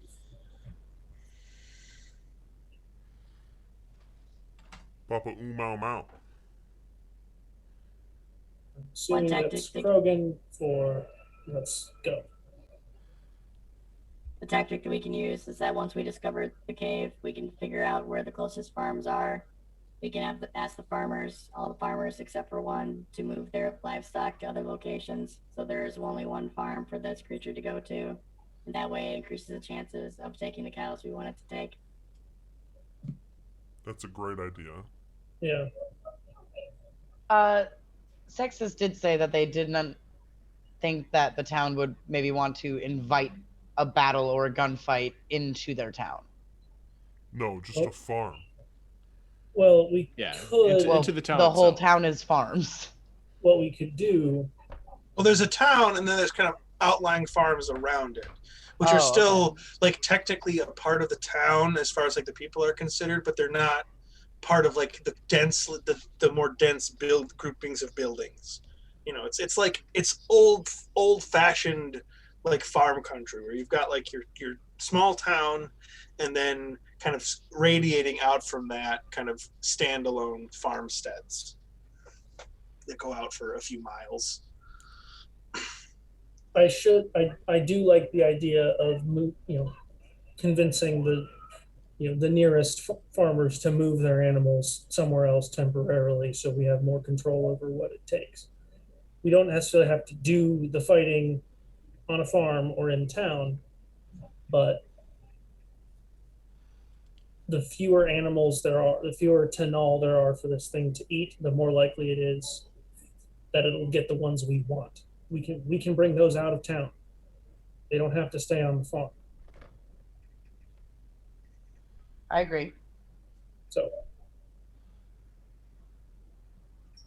In either case, for the plan to work, we first must discover where its cave is. From Yes. there, we can go through and assess our variables. yes, so we should go do that. Okay. Let's head out into the wilderness. I guess taking the Mako, or are you going on foot? Mako. Yeah, we should take Mako. Okay, easy enough. So you guys hop back into Mako, take your seats, and Sixus would have given you kind of a general. She would have given you kind of a couple of sets of coordinates to sort of like, this is sort of the area where it usually appears when it comes down from the mountains. It's not like a single spot. It's kind of like a triangulated area that she's given you. But you're able to get there in about 40 minutes. It's not far. It's an easy drive, just kind of across rolling hills to the snow-covered farm fields, the occasional farmstead here and there. And you do see as well a herd of Tenal. There's looks like a couple of small, almost like buggies, kind of shepherding this herd a little bit. There's probably 30 or 40 animals total. And again, Tenal are like as big as moose. They're not small creatures. They're pretty fucking big. And so it's this big herd, just kind of like not sprinting, but moving at a run, kind of across the field here with a few of these buggies kind of kicking up snow and dirt behind them, creating this big cloud across the fields as this herd moves along, guided by the farmers. But you move past all of that out into the wilderness, and you find, and it's kind of out past the farmlands, the forest starts. And it doesn't take long driving along that boundary to see. Well, go ahead. Torque and McGowan both make perception checks, since this is not something that you'd be able to really see on sensors. This is a visual confirmation. 10. 17. Okay. Sorry? Torque, 19. Torque, you see this too. It's pretty obvious, actually. You would have had to have rolled very badly to miss it. There is, you driving by, kind of cruising along, creeping along in the Mako, keeping an eye out for the signs that have been described to you. Smashed trees, long stretches of ground flattened out and trampled down. And you find that it's a gap in the trees, probably close to 20 feet across. The trees there are trampled, snapped at the stump, basically. It looks like a blowdown almost. Mm-hmm. You have in very remote wilderness areas where tons of trees have just been flattened by strong winds. It's similar to that, but this is even more disruptive. The trees are not all kind of laying in a nice sort of same direction like they would be in a blowdown. These trees have been scattered. Some of them have been ripped up completely by the roots. The ground here is a mix of soil, mud, plant matter, rocks that have been dug up from the soil, and the ground it's frozen, but it's also kind of soft. It's been churned up a lot, and so there's lots of air, between all of the little molecules and all the little dust clumps and dirt, and so it, like, as the Mako hits it, it sort of sinks a little bit. You kind of hear, like, if you were to be walking on a foot, you'd kind of feel that brittleness that frozen grass has, and it sinks a little bit. It's not enough to get the Mako stuck or anything, but you do feel the Mako sort of shift down of like 6 or 8 inches into the soil. And as you kind of stop and take a look at this, it's this strip of land, again, about 20 feet wide, all churned up, trees scattered everywhere, and it does go up the base of the mountains. It goes up, and the tree line doesn't actually extend very far up the mountains here, and so most of the mountain above is visible. Gray, black, covered in ice and snow. You'd have to get a little bit closer to really kind of to size it up and get a good sense of what the terrain is like. But you've found a spot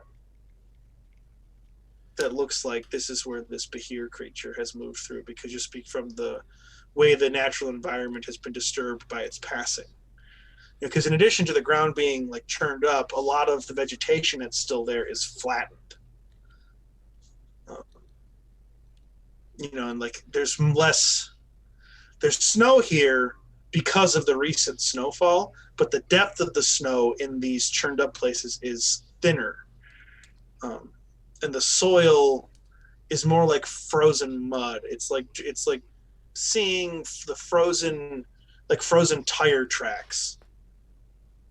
It's not like just hard soil. It's got this sort of like a smoother consistency than soil. So it's been melted and refrozen and melted and refrozen over and over again as this creature has passed through, and as the snow has fallen down between these passages. There are bones here as well. You can see animal bones for sure. Some of them are Tanal. A lot of them are Tanal. Tanal have just having only been here a couple of days, their skulls and their horns, their antlers are so unique that it's impossible to mistake them for what they are. But there are other things too as well. But you'd have to get out of the Mako and kind of look around a little bit more to get any more information. Damn.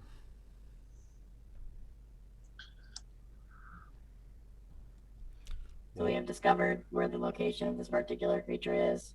We should probably figure out where the closest farms are.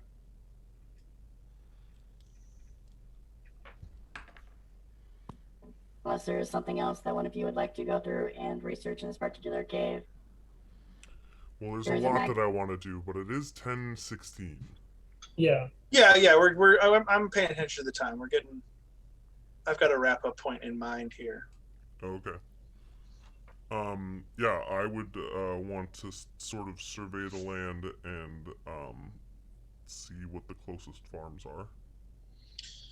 You would have seen that stuff on the way over. It only took you about literally the farmlands stop at the tree line. So you guys are standing on the edge of the closest farm right now. So this is if you look back, you can see like 80 feet, 100 feet behind you is the farm. Is like the farmstead, the home. So we have the closest farm to there that we can go through and we can plant this creature with, or we can plant our little cow bomb with. Yeah. Do we want to get closer and look at possibly going through setting explosives at the entrance? It's not a bad idea. You haven't Alrighty seen then. the cave. You haven't seen a cave or anything. You just Yeah. found this clearing at the base of the mountain.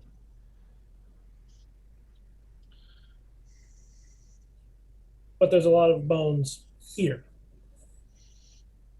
Yeah, I wouldn't say it's not like a field of bones. Yeah. You know, it's not like Elephant Graveyard from Lion King, Yeah. but there are definitely skeletons and animal remains. Yeah.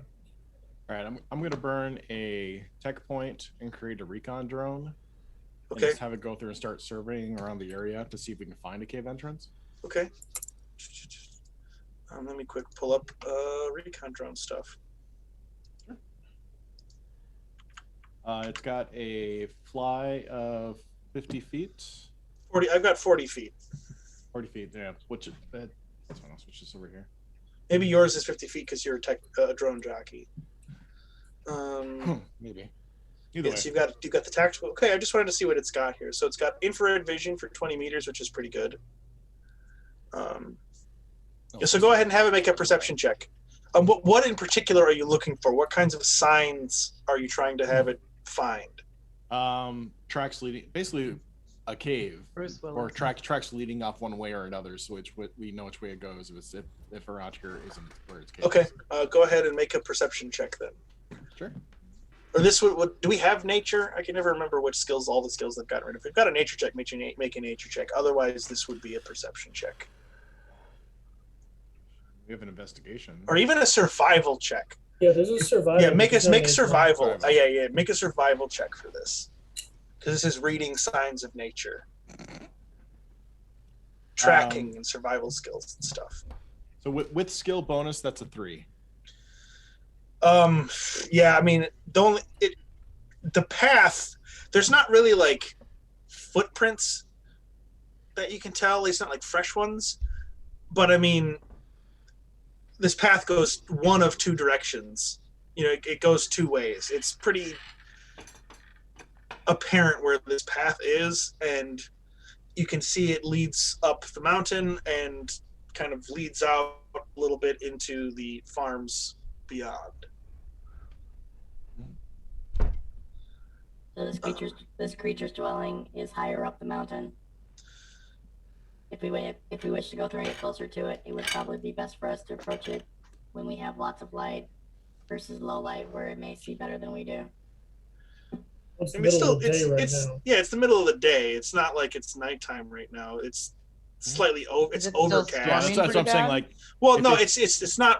I had mentioned that it's no longer, the snow's not falling Okay. heavily, and the sky is clearing a little bit. There is still snowfall, but it's not like a flurry. It's just a consistent snowfall with a bit of sunlight as well. So it's your vision is fine at the moment. yeah. So if we want to get closer to the cave to take a look at it, it's probably best for us to do it now than waiting Yeah. later. Yeah.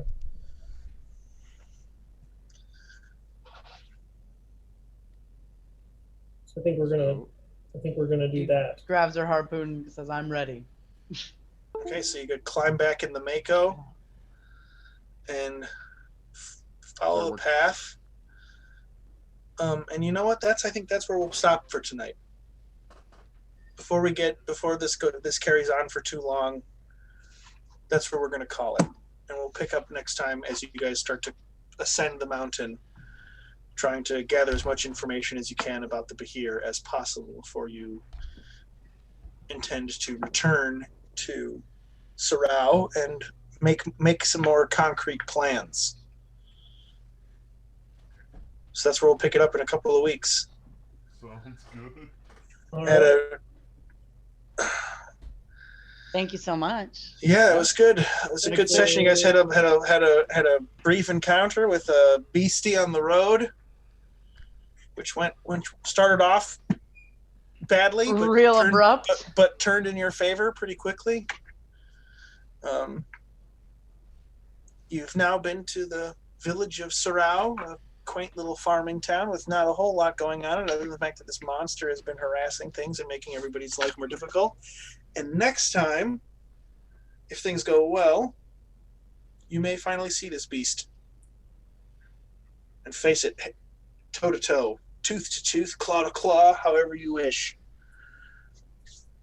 You know, Torque, I bet there's not too many Krogan out there that have Bahir skin boots. Just saying. Something to think about. I've been looking for a fashion change-up recently. Make a cape out of Bahir hide. Fabulous. All right, everybody. Well, thanks for joining us tonight Thank you. on this very hot Wednesday evening. Hopefully things cool off before our next episode. It's supposed to be like in the 90s for as far out as the weathermen are predicting. So, we'll say. I just got a Google notification. The high tomorrow in St. Paul, Minnesota is going to be 96 degrees. Cool. I'm gonna go to the beach. And with our nice being the land of more than 10,000 lakes, it's god dang freaking humid up here, guys. Guys, god dang shit. Gosh dang it, guys. Dang it. Well, again, thanks everyone. I'm glad. Hope you had fun watching. Stay tuned. Don't forget to follow our recently created Twitter account, Mass Effect or ME Aftermath, or at ME Aftermath on Twitter. You can find me there now as well. I am GM Lexicon, capital I in Lexicon. Rhea Red Herring is there as well. I think her link is, I would hope, by now in the description below the video. And check out Bad Luck over on YouTube as always. Fun drone videos and lifestyle vlog stuff. It's a good time. It's a good time. A grand old time. But we'll see you in a couple of weeks. Thanks for sticking with us a little bit late here. And I hope everybody has a good couple of weeks. Don't forget to check out more of our great stuff here on Known World United. We've got D&DDT, which, if you like wrestling puns, and Dungeons and Dragons, it's a great game to watch. The Adventures of the Tasty Boys, and their long-running, quick casual fantasy fast food franchise. Fantasy fast food franchise. Yeah, it's a whole thing. Down and Outlands is another great show. All kinds of good stuff. Anyways, that's it for tonight, everybody. We'll see you in 2 weeks. 2 weeks, cow bomb. Yeah, cow bomb, deer bomb, bomb. Get ready. Some days you just can't get rid of a bomb. There's gonna be gross stuff everywhere. Yeah, it'll be good. Good night, everybody. Night. We'll see you in a few weeks. Bye.